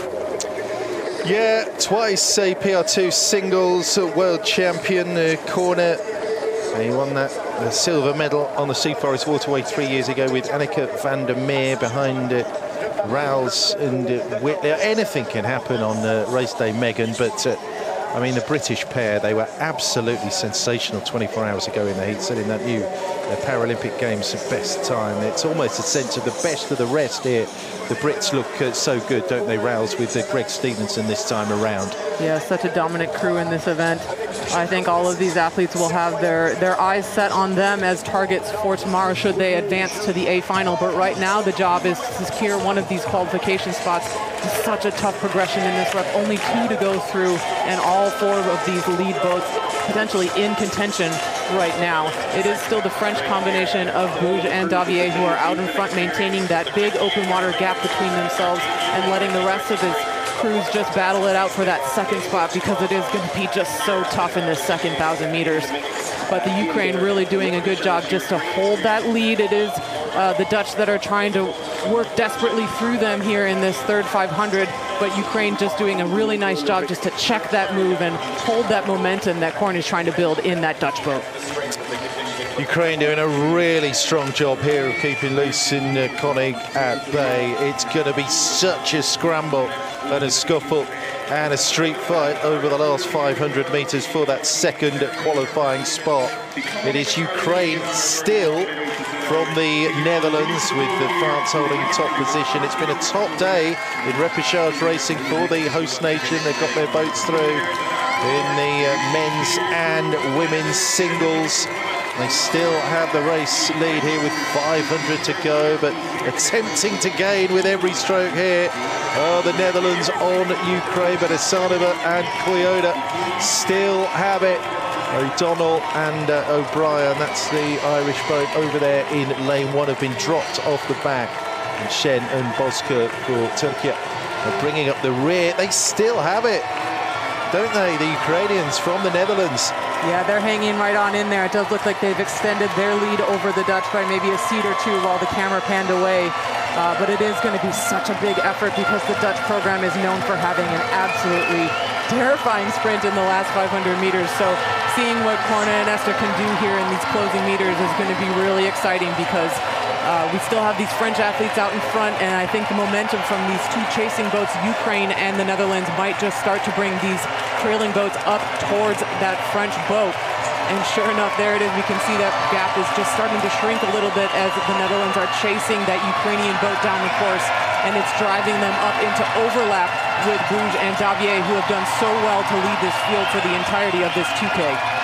Yeah, it's a thrilling finish set up here inside the last 200 metres. The Netherlands, who had that extraordinary run of success at the summer rowing regatta. They won 8 medals, 4 golds in total. Ukraine, though, are keeping loose and Koenig at bay in the hunt for this second qualifying spot in the A final. The PR2 mixed doubles here at the Para rowing regatta.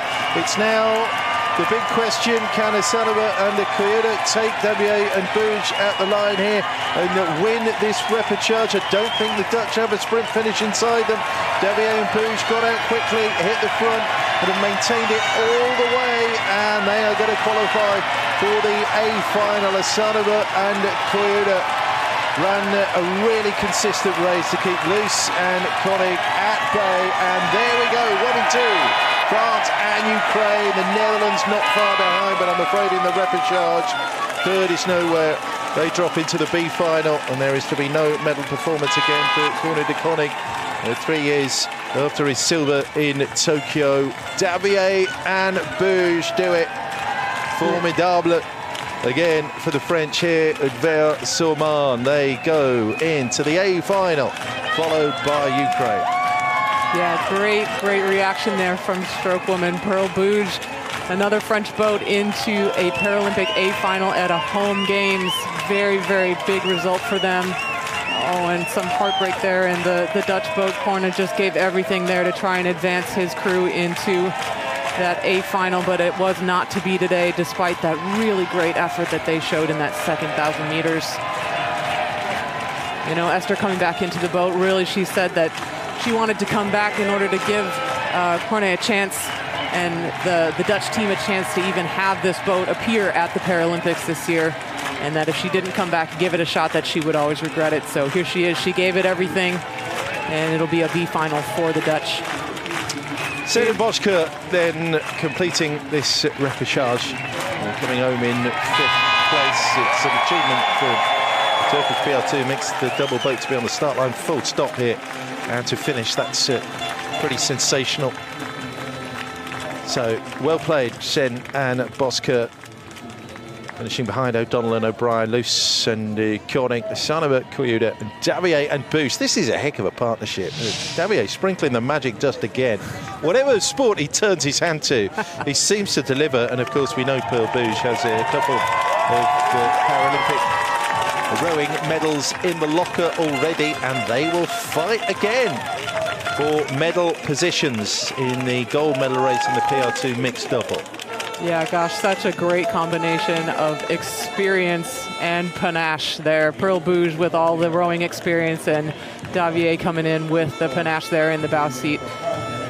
Really great effort from the Ukrainians. I think they can be happy with that performance today. Coming off the line yesterday, they looked maybe a little disappointed or unhappy with how they executed their race plan, not advancing through the heats yesterday. But I think this tough race that they got to have here against the Netherlands and France, they can take some confidence away and some positive notes for tomorrow. I'm glad we're getting a picture of the Irish crew here because, wow, what a turn up from them. Very young crew and right up there in striking distance for a lot of this race. And on screen here as we see our top three boats coming across the line, but really great showing, I'd say, from this very young Irish crew. I thought they might be in it there in the middle of the race, but it was a little bit too hot for them there in that last 500 meters or so. But there they are, thumbs up from them. Good rip down the track for that Irish duo. Katie O'Brien and Shannon O'Donnell will race for our best possible finish now of 7th in the B fine in the PR2 mixed double. I've got a lot of thumbs up from the French on this second day of para rowing. A happy tear we might have seen from a French staff member there. That's nice. It's like an emotional reaction to that result, which is really what this is about, isn't it? Sport is very moving, and I found myself having that same reaction just a few times already this morning, watching some of the images that we're seeing here coming out of Versailles. Packed grandstands here at the Nautical Stadium, northeast of Paris, and they're loving what they're seeing. Nathalie Benoit in the women's, Alexis Sanchez in the men's singles, and now Ben Dabier, Pearl Bouge winning the repechage in the PR2 mixed double to go to the A final with Sanova and Koyuda of Ukraine, Netherlands, Ireland, and Turkey drop into the B final.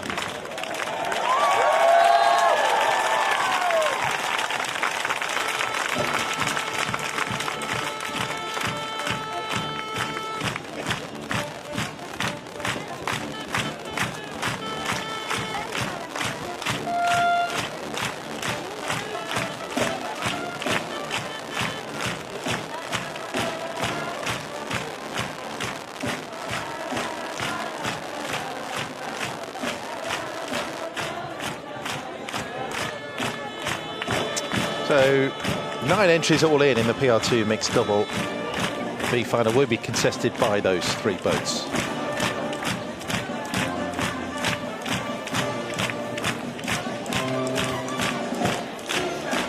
How do you fancy lugging that round the metro on the RAR? Rather him than me. We're banging the drum, and it's great to see and hear here.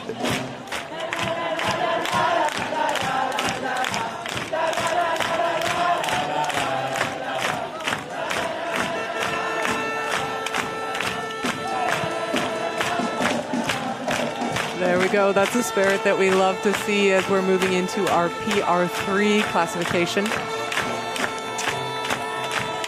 Yeah, this is the debut boat division. Yeah, first time that we're seeing the PR3 double on the program here at the Para Rowing Regatta. 11 entries.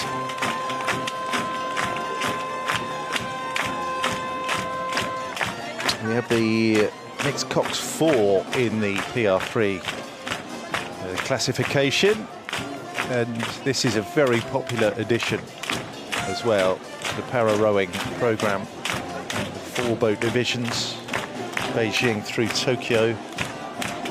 Extra medals up for grabs now in the mixed double for PR3 athletes. The classification for competitors with a verifiable and permanent disability or functional use of legs, trunk and arms. You can use the sliding seat. Also a class that may include up to 2 rowers. Talking more about the 4 with a visual impairment too.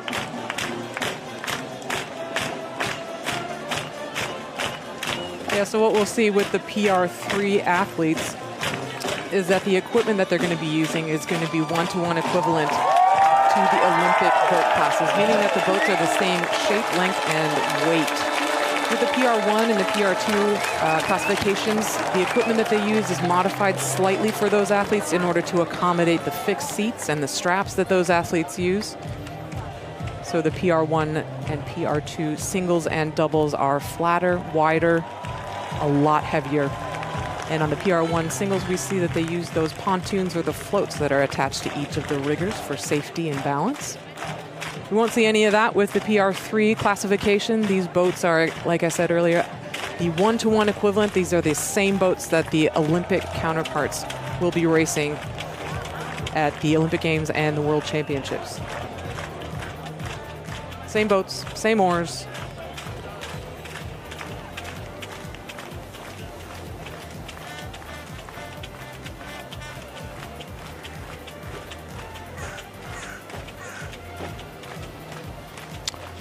All continents are represented in the PR3 mixed double sculls.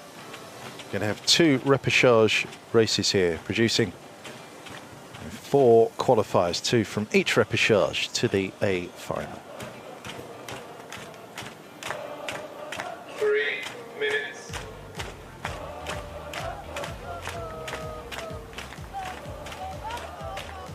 Raising start system.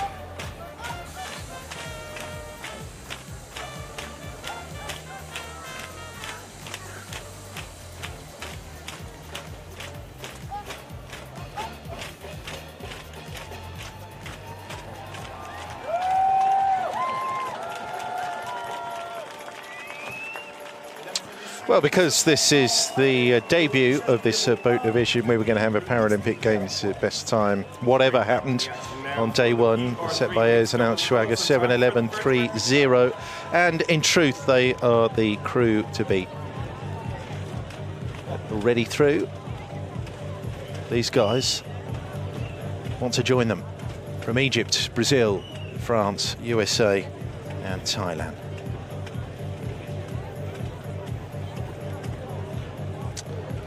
The Africa's qualifying regatta winners were from Egypt.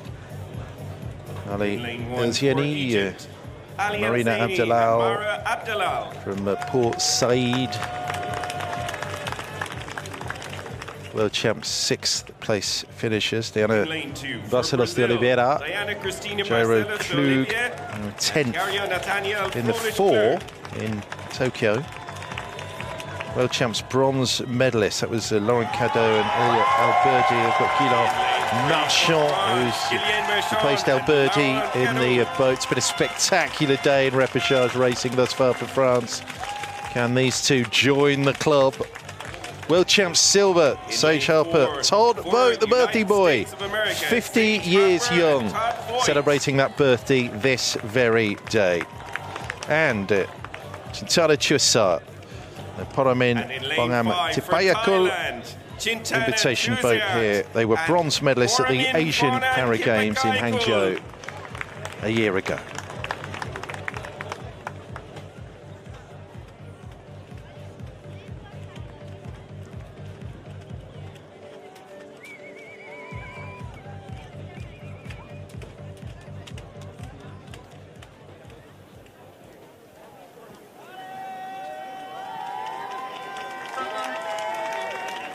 Yeah, France, of course, being the only nation to qualify all 5 boats for the Para Games.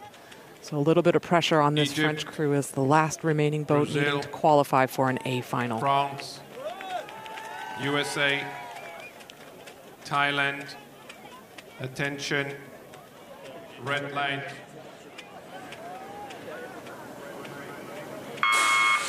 We're underway then in the first of 2 repechage races in the PR3 mixed doubles. We have 2 automatic qualifiers already assured of their place in the final from the 2 qualifying heats on day 1. Ez and Altschwager. Paralympic Games best time of 7:11:30. So they won their heat. Helmich and Krumbine as well ran a terrific race for the Germans. Finished ahead of Murray and Caddick. So it is Australia and Germany assured of their spot through. We're looking for more crews to join them from Egypt, Brazil, France, USA and Thailand in this race. Strong start, considering the tradition again from the French Marchand and Chateau. That's the Brazilians coming through as well.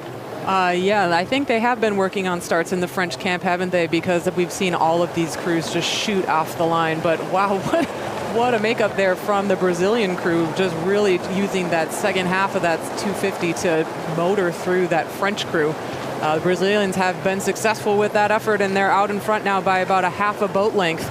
We'll see if they can sustain this speed as we get into the middle of the race here, because we do know that, man, there's a lot of experience in this French boat, and they're more likely to have settled into a little bit more sustainable pace at this point and are just going to get to work now as we are into the bulk of the race.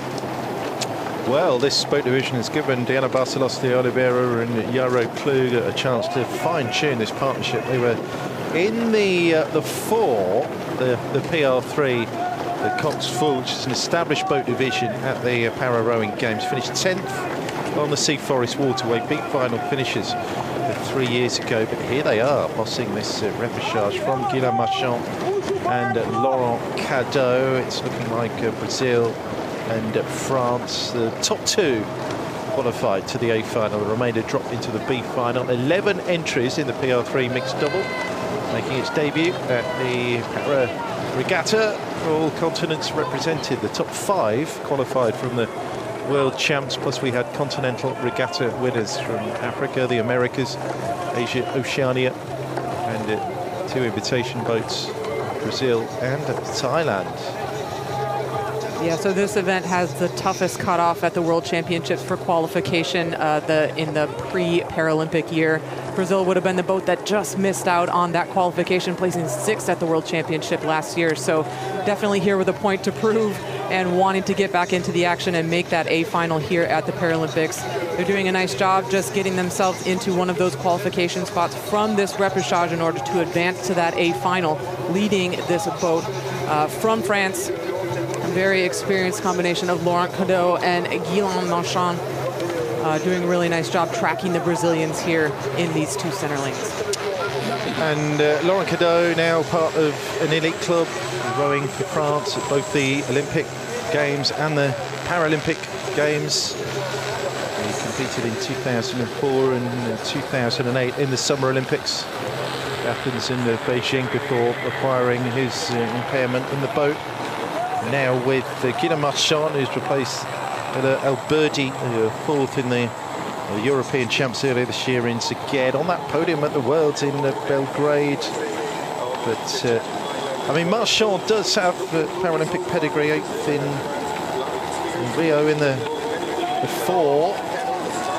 A slight change to the naming, the nomenclature of these Paralympic boat division since Rio. Lovely shot there from the boat following our athletes down towards that stadium section. See on the left-hand side in the slalom, the white water course. Those distinctive blue and white tribunes of the stadium. Part of this lovely facility here at Versailles. Brazil leading it. Diana Barcelos de Oliveira and Jairo Klug from Laurent Cadeau and Guillaume Marchand. That's the extent of the gap here. So Brazil and France all set to qualify in the top 2 positions from the United States. Sage Harp and Todd don't quite seem to have the pace or the heat here for the United States. Yeah, I think this is going to be a little bit of a disappointing turn-up for the USA crew. They were silver medalists in this event last year in a different combination. Todd was in this boat with another athlete who's moved into the USA 4 for the Paralympic regatta. But being off the pace here and probably not in contention for advancement into the A final is going to be a little bit of disappointment coming off of a medal performance from last year's World Championship. But here we are again at the front of the field.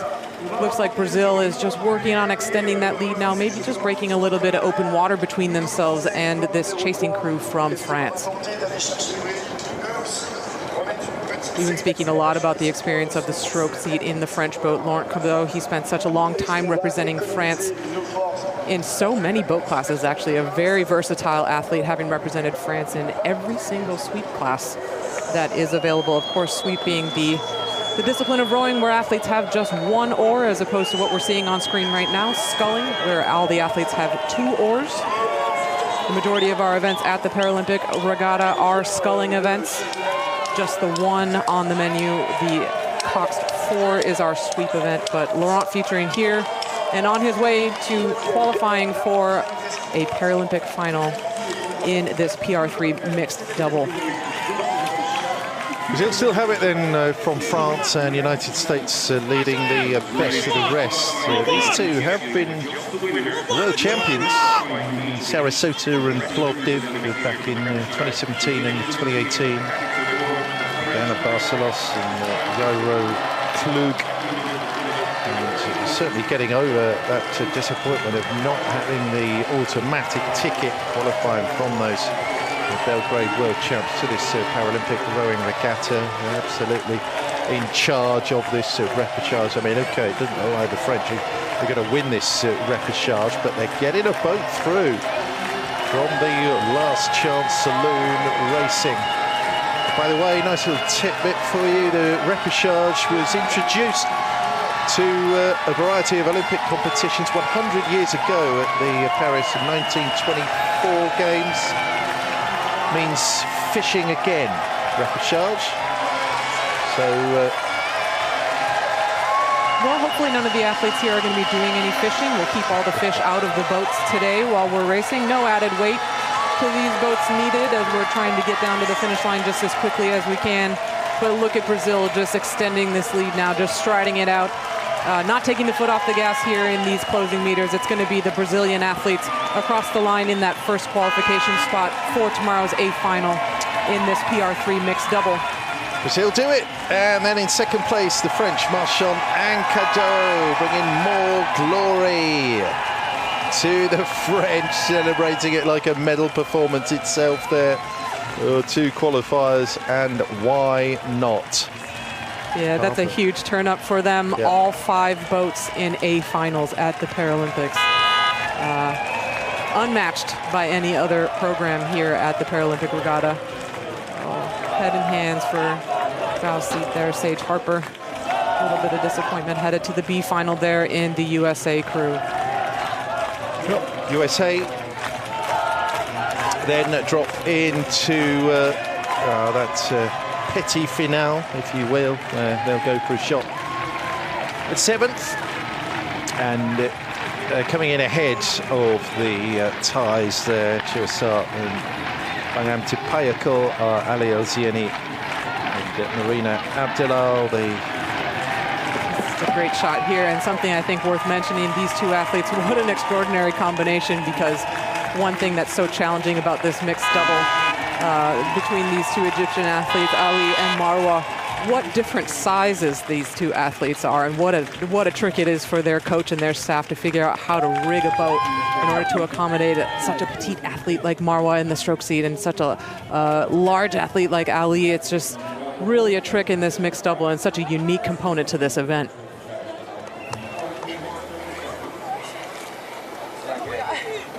And there we are, our French athletes. Come on into the dock and get your recovery supplies.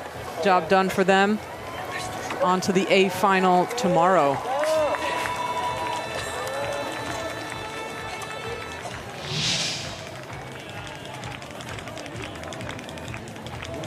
Get a replay of the start here France showing early on, quickest off the line, but it was going to be Brazil that came through early on, moving through in that first 250 and just working on that lead all the way down the track.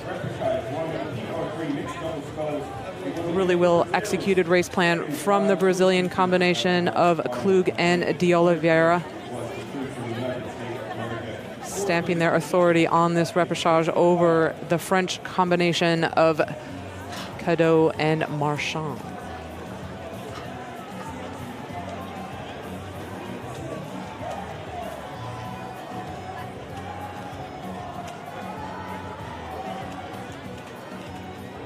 Once they got that open water margin, they just continued to work on it. The Brazilians just extended that lead as we moved down the track.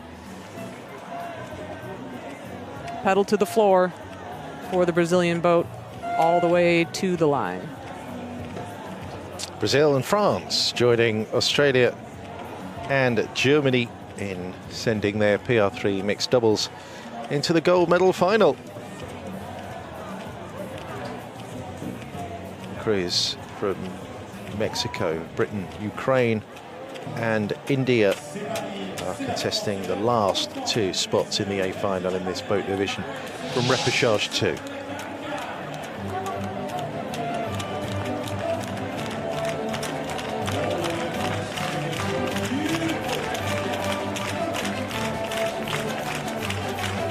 Confirmation then. Brazilians winning that repechage in 7-2-4-2-4.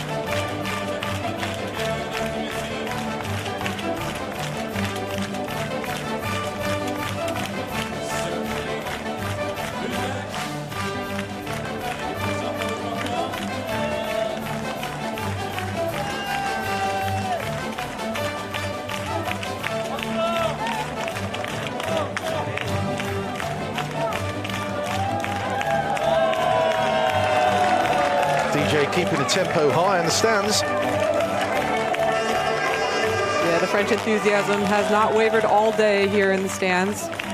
Lots of support from the French crowd for a really incredible turnout from the French team today, advancing all of their crews into the A final for tomorrow. Certainly something to celebrate if you're a French fan in the stands here at Paris 2024. Somebody's come straight from the Tour de France by the They looks of it, have. so. They've gotten right off their bike and come right into the stands. And why not? It's a beautiful day for rowing down at Versailles. Couldn't be more different to the scene yesterday. But of course we had that thunderstorm pass over. Grey skies, racing delayed for an hour and a half. That's it. The can-can. We love to see it. Maybe not on the stairs because we don't want anyone to have any accidents going down the stairs there, but it looks like she's got everything well in hand, our can-can dancer.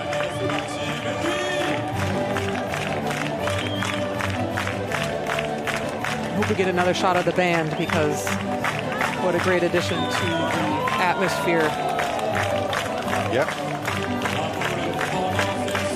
Full on brass band here in the stands. What was that, a trombone? What we saw a little earlier? Like a sousaphone. Although I'm probably the wrong person to ask about that.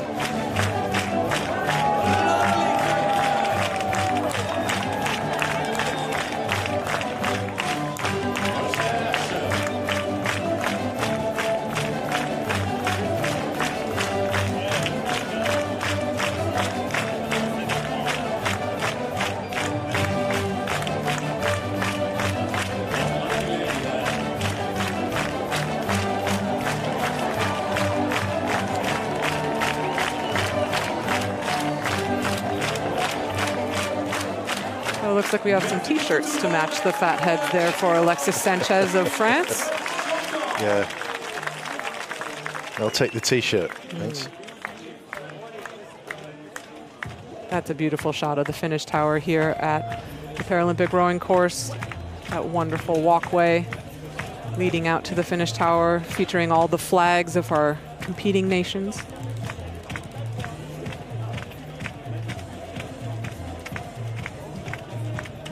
2 Irish fans there.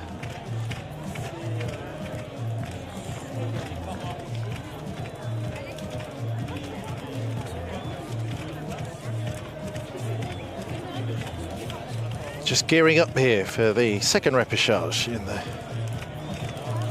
mixed double for athletes with a PR3 classification. Well, something we can get to talk about yesterday when we had this event in their opening heats, but I think it's worth a mention, the Ukrainian combination. Stash and Dasha, they're married. They are indeed, aren't they? A very unique component to a rowing career here at the Paralympic Games. I don't know that there are any other married couples that are going to be Not only that, the proposal was made on the podium at the European Champs. It was. I'm glad that she said yes. Exactly that. Exactly.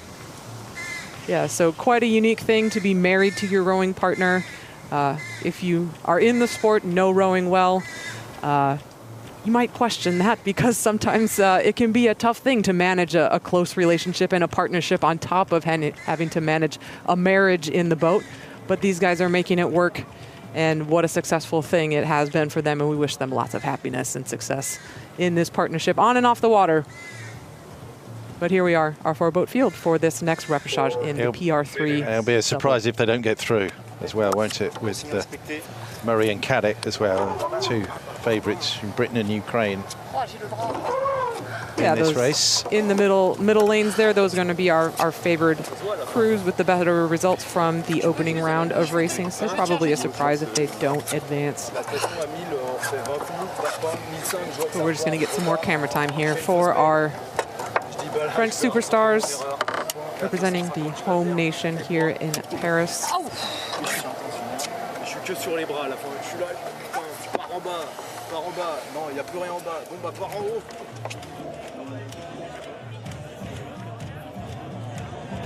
And the race course has just been cooperating with us all day long. Really, really superb racing conditions here in Paris for all these athletes on the Paralympic program today. Couldn't be flatter. Let's hope it stays that way for the remainder of the program, but it's been just absolutely fantastic for us so far today.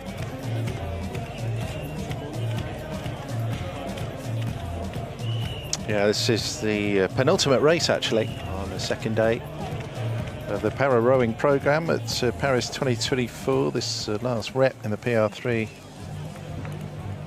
mixed double will be followed by repechage in the PR3 mixed Coxed 4. Ladies and gentlemen, it's time for the second repechage of the PR3 mixed double sculls. Yeah, it's nice that we're getting a shot of the starting system in action there because it's not as simple as you might think. Sometimes, as we saw in that boat closest to us, in the Indian boat, you don't get it right, and the stake boat holder has to help you out so you can get aligned. Mexico, Britain, Ukraine, India here in this second rep. 2 minutes.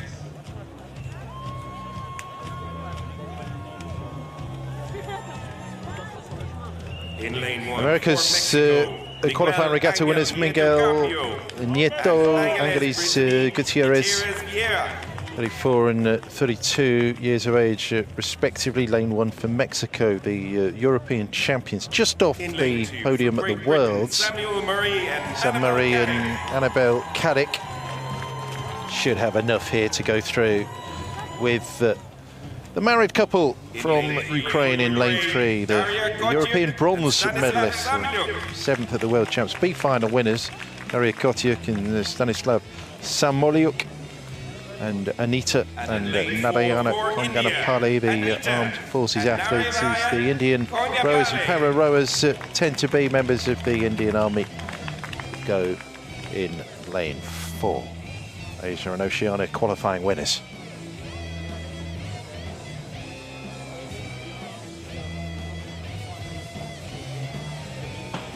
Some determination there on the face of Anna Caddick. They had probably a disappointing outcome getting rowed through yesterday and just narrowly missing out on advancing through the heat. So it's going to be laser focus here in this Great Britain boat in order to advance through this repechage.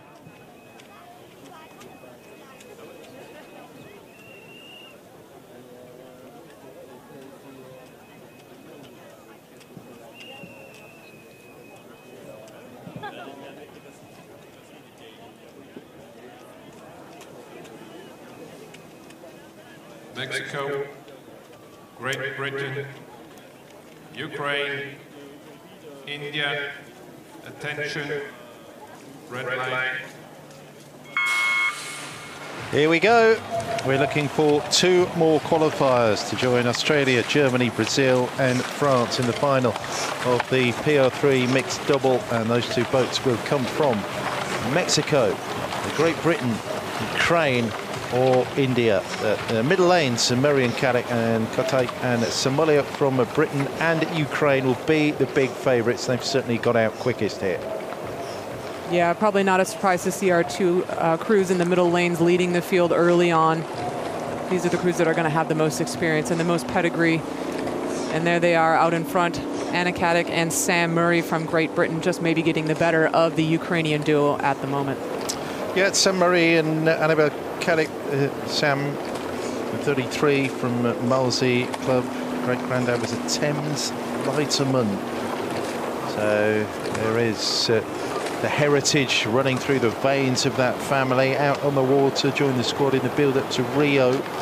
He narrowly missed selection for the 4, did Murray, for that Paralympic regatta 8 years ago. Left the team in 2017, but the advent of this new boat class gave him an opportunity to team up with Annabelle Caddick, who grew up on the Isle of Wight, just off the south coast of Britain, so surrounded by water.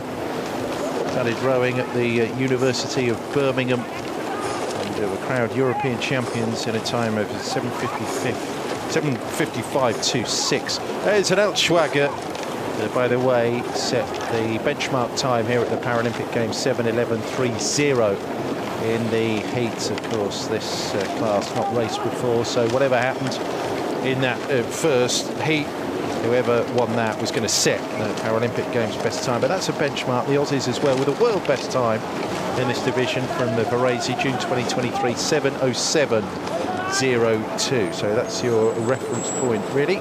Kotick and Samolyuk at the 500 to 10 down. No surprises here. It is Britain 1 and Ukraine 2. Yeah, well, both of these 2 leading crews would have seen each other in competition last year at the World Championships.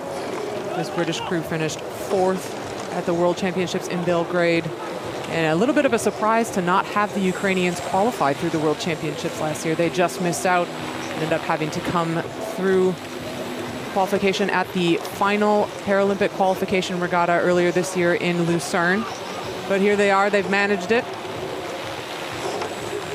and are contesting for a spot in the A final here in this PR3 mixed double.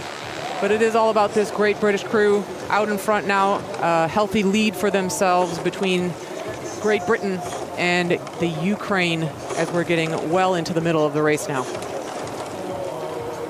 A new boat division offers Great Britain the chance to hoard a few more medals. They are the most successful nation in the history of para rowing since it was put onto the programme at Beijing in 2008. Great Britain have actually won half of all the gold medals on offer, 8 of 16, 10 medals in total with 2 bronzes, and they're certainly favourites in 1 or 2 events here. Not necessarily in this boat division. It's all about the Aussies, really, when it comes to the big A final. But Britain certainly will hope to be amongst the medals. Likewise, the Ukrainians 6.98 behind Murray and Caddick at the K. Yeah, well, the British crew might not be the favourites over Australia in this event specifically, but I think the standard in the British program is just so high. Great Britain is really lucky to be in a position where they can support and fund a lot of these Paralympic athletes in a way that so many of these other federations just don't have the resources for. So we find that a lot of the GB athletes are able to train full-time and receive a lot of support from their federation, which allows them to perform at a really high standard, get a lot of care and support from peripheral staff like physiologists and nutritionists and things like that. So we see a lot of success coming out of that program due to that support, which is just phenomenal for these GB athletes. Yeah, adding to the element of universality though, and getting lesser heralded rowing nations into the Olympic and the Paralympic program provided here by the presence of the Mexicans and the Indians. America's qualifier winners, Miguel Angel Nieto and Angelis Gutierrez. They actually had Liliana Flores and Pablo Lemus in the boat. Mexico in this division at the World Champs in Belgrade finished 11th there, but have tweaked it a little bit and got a couple of new athletes in. Asia and Oceania qualifying winners as well. 9th at the Worlds, Anita and Narayana, the Kangan Palais of India. They're going to be dropping into the B final here. I suspect that might have been expected at the start of play. So the 1500 marker is our next split, and Murray and Caddick have increased their lead here. They have the advantage of 6.98 at 1,000 metres, half race distance, and they're going to come through to improve that by just over a second here on Kotick and Samolik. But of course, they're holding down second place, which is good enough to qualify for the A final, the Ukrainians. Yeah, it does look like these qualification spots are going to be locked up by these two lead crews. And the sense that I'm getting from this Great Britain crew is that they're really out on a mission, and to take some notes from yesterday, they had such a disappointment in the last 500 meters, just getting rowed through by Germany and ended up missing out on qualification by a second. So coming out here, taking those notes and applying them to this performance here in order to improve and get ready for the A final to have their best possible race down the track tomorrow. That's going to be really important for these two athletes. I think at this point they are just striding it out. You can see the rate has come down a little bit, and they're just kind of on the swing here as we're coming into the red buoys. That margin is going to be significant enough that there's not really a reason for them to wind it up. You never know, they might decide to just practice a couple of those high strokes because they are a little bit more technical. But it does look like they are just on the swing here, just bringing their boat to where they need to be. Qualifying in that first spot, well ahead of second place qualifiers, Ukraine, in this repechage. Yeah, so Ukraine holding second, that's good enough. Inside the last 100 there, and we're seeing Saint-Marie and Annabelle Caddick, European champion, silver medalist in Poznan, just another indicator of the form coming into this Paralympic regatta. There's still some way to go to catch the Australian double, but they are in the fight. They are in the medal conversation, no doubt about it. Murray and Caddick here, 7:20 at a decent time. It's 9 seconds down on the Paralympic Games best time of ours in Altschwager. From day one, Ukraine, Kotick and Samolyuk in harmony. The married couple in the boat go through as well to the A final. And then it's going to be the Indians coming in next. Anita Narayana and Narayana Kangan Palais, and then Mexico here bringing up the rear. So Murray and Caddick, Kotick and Samolyuk joining the Barcelos and Kuku Brazil and Martian Cadeau of France as the qualifiers from the repechage racing in the PR3 mixed double.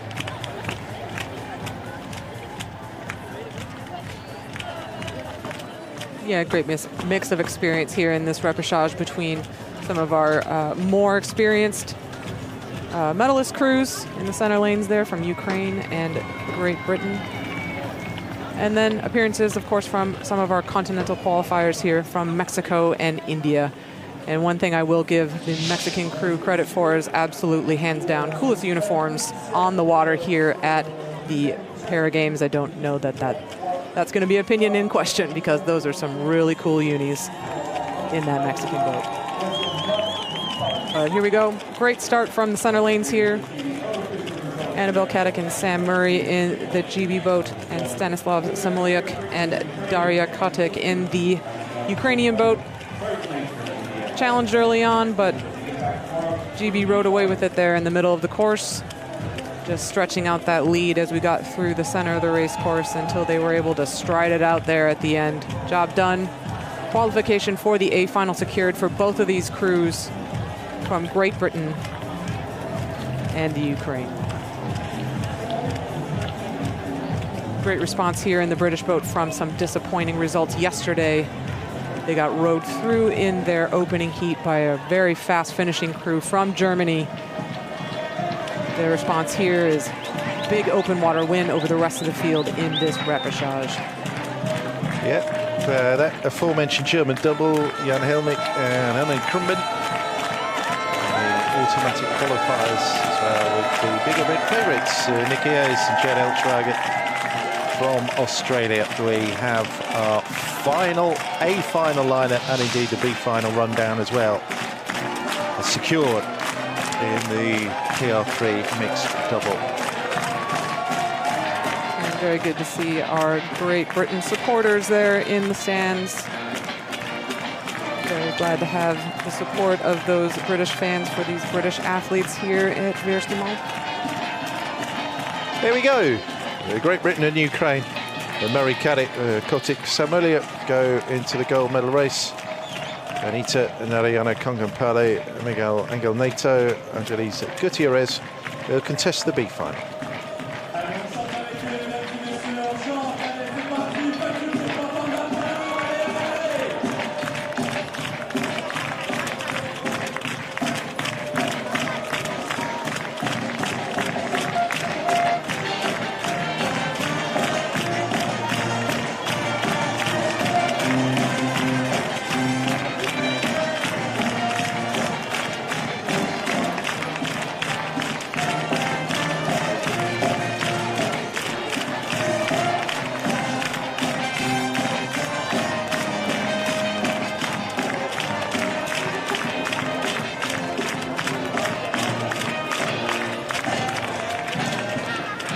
Yes, here we are back with the band.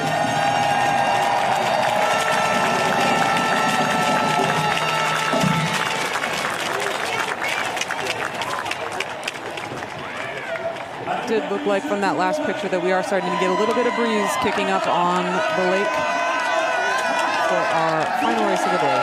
Yep. If the weather is going to turn the wrong way, then this is as perfect a timing as you would want, really. Just one more race to go.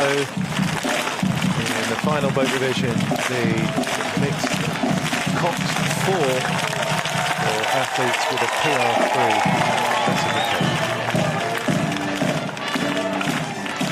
Yeah, so this Coxed 4 is going to be our only sweep event here at the Paralympic Regatta, meaning all of our athletes are just going to have the one oar each. So they'll be rotating with that one oar either to the port side or the starboard side. Or if you're not a rower or a mariner, to the left or to the right. This event is also going to be our only event with a coxswain on board. That's going to be an athlete that doesn't have an oar, but will be responsible for steering and for calling the strategy while the athletes are racing on the course. Thank you very much to that lovely volunteer for that show.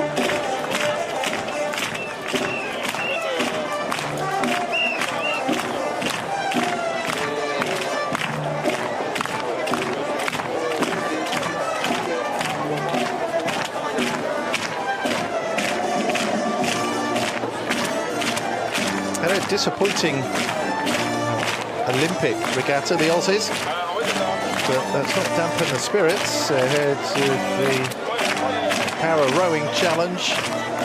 Might be celebrating the medal as well in the mixed double crew in this repechage race for the mixed Coxed 4, the Aussies.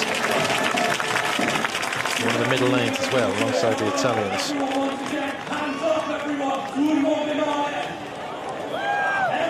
This is the boat division, the PR3 mixed Coxed 4, that is utterly dominated by Great Britain. The dominance that you can trace back to 2009, 2010. Brits already safely through, but we're going to have 6 boats here in the repechage. For the top 2 go through to the A final.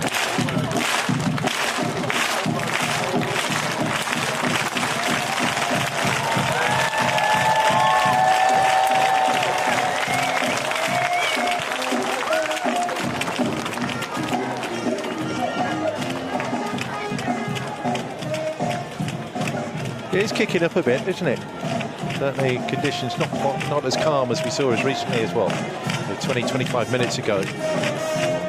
It is. It doesn't look like the weather is too unfavorable at this point. And down at the finish line where the camera is currently, we're going to see probably the worst of it, because if it is a tailwind that starts at the head of the course and finishes at the finish line, the conditions are going to whip up as they kind of blow down the course, if that makes sense. So up at the start line, looks pretty calm, doesn't it? Not as much wind touching the water up here, but it'll build a little bit as the athletes get down the course. But I don't think in these fours that the athletes will be too troubled by the conditions that we're seeing. These are all still really, really favorable conditions, and if anything, I'd call it a friendly tailwind. They might help the athletes more than hurt them. Here we can get a good shot of the coxswains of these boats. Coxswains in the PR3-4s are eligible to be able-bodied athletes or not have any impairment in order to compete here at the Paralympics. 4 minutes. But you can see in the majority of these boats, the coxswains are loaded into the bow of the boat where they more or less lie down flat. This is the exception, our only boat at the Paralympics that are going to be racing with a stern-loaded coxswain, something we don't often see anymore in the Cox 4s. Most of the boats will have the boats set up so that the coxswain will be lying down in the bow. First athlete across the line in this event will be the coxswain. It'll be just Korea with that stern-loaded coxswain. The advantage of having the stern-loaded coxswain is that you have a little bit better field of vision. You can see a little bit more of the course when you're loaded in the stern like the Korean coxswains.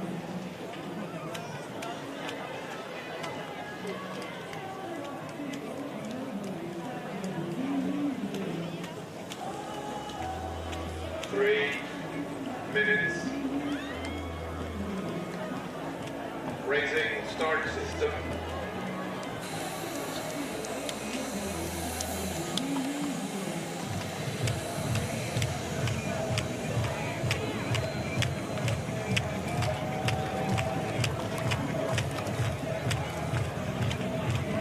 Paralympic Games best time 6:43.68.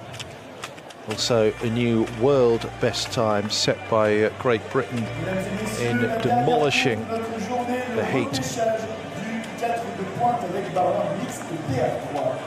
We're loving the energy from the grandstand there. Korea, Brazil, Italy, Australia, China and Spain are the crews in this single repechage in the PR3 mixed Coxed 4.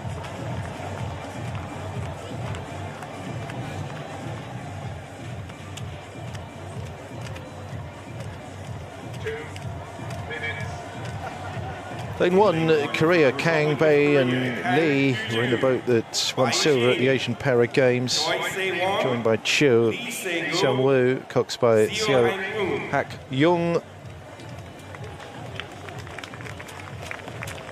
The Brazilian boat won the B final in Beijing. That was as good as it's ever got for Brazil. Priscila Barreto de Souza, Alina Diaz, Gabi Mendes de Souza, Eric de Silva in the boat this time, coxed by Juscelino de Silva. Lane 3, Italy, 7th at the World Champs. The Italians won gold in this boat division all the way back in 2008. That's the only medal Italy have ever won in para rowing. Carolina Foresti, Tommaso Schettino, Greta Muti, Marco Frank, Enrico Daniello. There's the coxswain. In lane 4, Susanna Lutz, Alex Riney, Tom Birtwistle, Tobias Gofferson, and the coxes Anakawa for Australia. 4th in Tokyo, the Aussies. Birtwistle and Viney, the only returners. People's Republic of China. From China, Asian Para Games champs Wang Zhengwu, Jiang Tao. Best they've ever finished in this boat division, 4th, just off the podium, London 2012. Coxswain is Yu Li. Leonel Garcia, the coxswain for the Spanish boat. Josefa Benitez, Veronica Pulido, Sal Pena, and Dani Diaz. 11th in Tokyo, Josefa Benitez had a birthday yesterday. She turned 55. Brazil, Italy, Australia, China, Spain, attention, red light.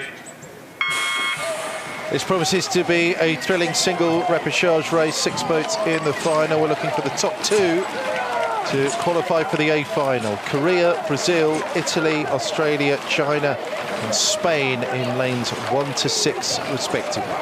These are such great shots coming off the line. You can just see all the power and the energy in these 4s. The biggest, fastest boat here at the Paralympic Regatta.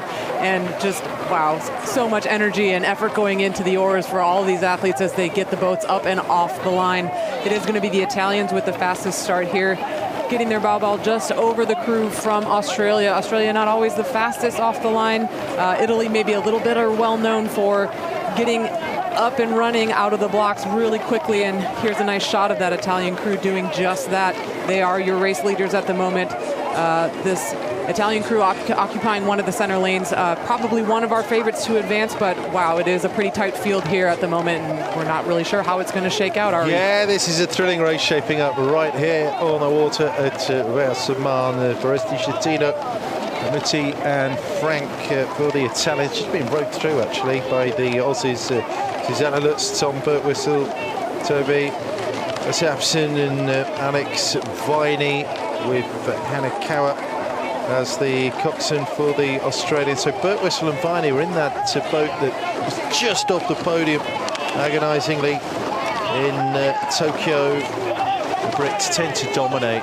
Great Britain have won this gold medal at the last 3 editions, Tokyo, Rio and London. Before that it was the Italians who took the first ever gold medal offered up in the PR3 mixed Cox 4. As we come through the 500, Australia have it from Italy, but it's tight thereafter. China not a million miles back, nor Brazil. A bit of a gap forming now back to our back markers, Spain and Korea. Yeah, this 4-boat group at the front of the field, everyone's still within striking distance. It does look like it is still Australia with a little bit of a lead, maybe just a deck over Italy at this point. Again, we're not going to look to Australia to have a super blazing fast start. That's not really part of the Australian team philosophy. They're going to rely more on their training to get them into that really long, sustainable base pace through the middle of the race. But here they are just tracking the Italians, just leading them there by a couple of seats. The Italians maybe even just making a little bit of a move, as I've said that, but really still in it. China doing a nice job hanging on with just about a half a boat overlap, and it does look like maybe just the boat from Brazil is starting to drop back off this 4-boat field. Just about Australia then, from the Italians in lane 3. Yeah, the Australians, as you mentioned, just really struggling to find the speed that they need to get themselves up onto the podium consistently in this boat. So they brought in a new addition to the lineup in Tobias Goffsasson, who's rowing in the stroke seat here, seeing what he can do to try and propel this crew up into contention for a medal here at the Para Games. But wow, it's going to be a really tight contest between the Aussies and Italy, because here Italy is just answering that early move that we saw from the Italians to move through them from the start, and it does look like it might be Italy that's going to be first to show at the 1,000 meters, but only just.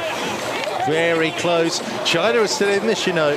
It's going to be a right old ding-dong here to grab those 2 qualifying spots going into the A final. China just 1.89 back from the Italians, who've grabbed the lead from the Aussies, but just 0.14, that's the gap between 1 and 2 as we take a look at the shot down the race course, looking at the grandstand and that finishing portion of the track. This is a heck of a finale shaping up.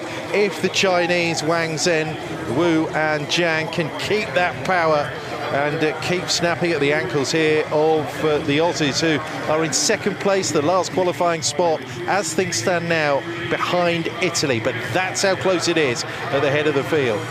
Yeah, there's almost nothing to call between those two bar markers, is there? Number 3 of Italy and number 4 of Australia as we're coming across the 1250. Looks like Italy is just slowly just trying to work that base rhythm in order to fluster the Australians, but these two are just starting to lock up those 2 advancement positions out of this repechage and into the A final, because it does look like the Australians have managed to just break clear water on China. You can see both of these crews rowing that tandem rig, though, on opposite sides of the boat. Such a common rig in this 4 to have those 2 athletes in the middle of the boat rowing the same size back to back. Not common that we see in the bigger boats like the 8, but here in the 4 it is pretty common to see that bucket rig. And we can get a good picture of it here with the Australians rowing both those port oars facing the camera here, what that looks like. Yeah, not far off the lead being exchanged stroke for stroke here. It's Australia in the yellow. That's Bert Whistle, Gobsasson and Varniacci, Nikki Ayres in the boat that finished just off the podium. She's moved into the double. So that's just given a nice different dynamic for a lot of these nations to tweak around the crews and go for different medal prospects. Now the mixed double has come into play for athletes with a PR3 classification. It is Australia from Italy. Let's have a little look. China just being dropped off the back here in the 3rd place, 4:39 behind the Australians at the 1500 mark. That's 3/4 race distance, and we see the ticker as the racetrack runs out. It's looking like the Aussies from Italy going through to the A final to join our automatic qualifiers already. USA, France, Great Britain and Germany. Yeah, in a race that's as close as this one between Italy and Australia, the role of the coxswain is so important. You can see that Italian coxswain just shouting commands to the crew here as he's not wanting them to get dropped, and just to hold on to that preferable first place finish across the line here in this repechage, because that means a better lane for them in the final tomorrow. So Australia holding on to that lead as Italy starts to ramp up the rate here, trying to answer that call from the Aussies, but the Australians do look like they are in control of this finish. Such a cool dude there in the stroke seat. Tobias Gobsasson just stroking and doing a really great job to answer the call from Italy, because Italy is ramping it up, but the Aussies are right there, and they're going to hold on to that margin all the way to the line. They certainly are. It's going to be Australia and Italy progressing to the A final in the PR3 mixed box for China. Just didn't have the energy for a sprint finish to properly panic the Italians and try and burgle that second qualifying spot for the final. Over there, Brazil, best of the rest, and the Koreans and the Spaniards a little further back. They will drop into the B final, and for 4 boats in the B final. 10 entries in this PR3 mixed Cox 4 event.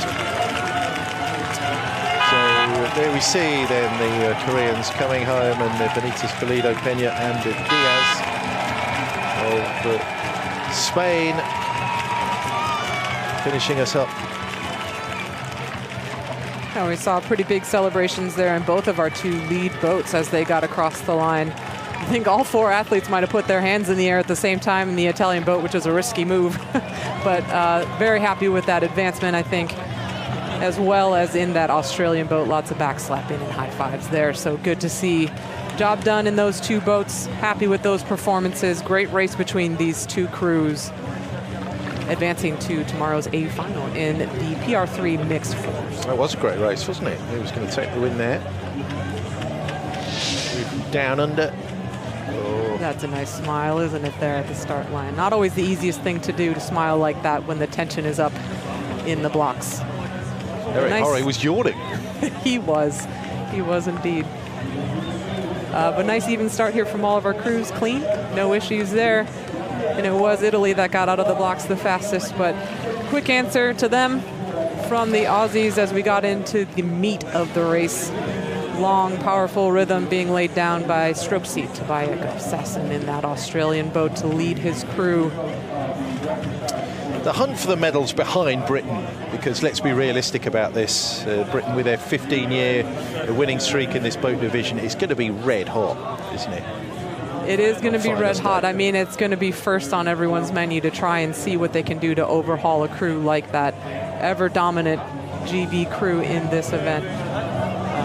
Probably the most dominant of any crew ever in all of all of world rowing. There's not another country that's dominated an event like GB has dominated this para 4, but yeah, getting into the A final is a shot, isn't it? Everyone has an opportunity to take their crack at the British 4 tomorrow. As we've said a couple times today, all those lanes lead to the finish line. And the medals don't care what lane you come out of, so we'll see how it all shakes up. Indeed we will. A good chance to go again tomorrow. Yeah.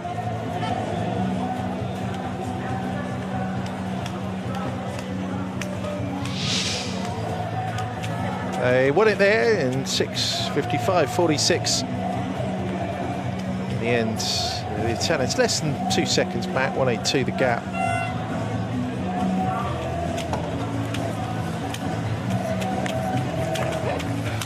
For medals down the years in para rowing since Beijing 2008 for the Aussies, all of them silver. 3 of them for Eric Horry. There we go. Confirmation of the progression for Australia and Italy to the gold medal race. The A final in the PR3 mixed Coxed 4. B final will be contested by China, Brazil, Korea, and Spain.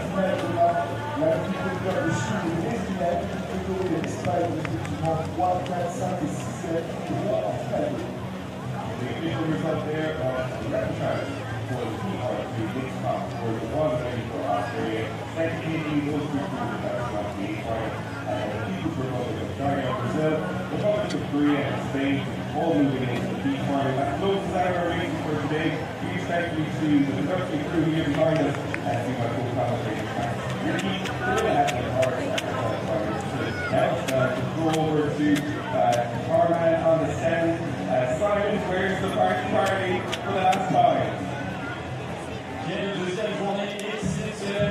Well, that concludes the racing then on the second day of the Para Rowing Regatta at Paris 2024. 8 races done and dusted, more full throttle, high octane stuff. Terrific entertainment for our supporters up in the packed grandstands in a party atmosphere as we've become used to experiencing here at Versailles. Programme completed round about on the stroke of midday here, local time in France. Yeah, time for a bit of R&R, take on board some fluids and a spot of lunch. It looked like they were handing out gummy bears actually there for recovery, which is more common than you think.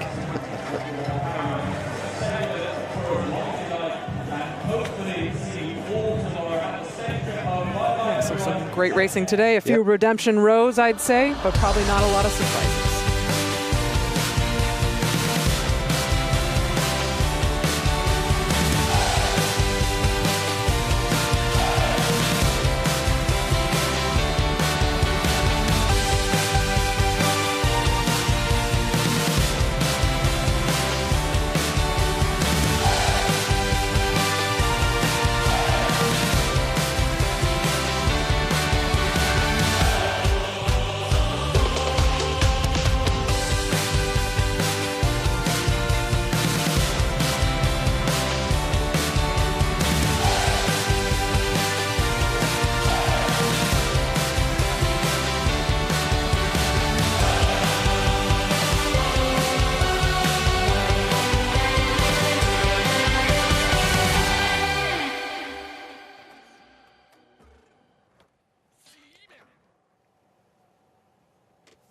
We've seen some rip-roaring repechage racing here on day 2 of the Para Rowing Regatta at Paris 2024. So our final lineups are decided and it is all to play for on the last day of racing here at Versailles. We will see the B finals followed by the gold medal races in the PR1 women's and men's singles, the PR2 mixed doubles, the PR3 mixed doubles.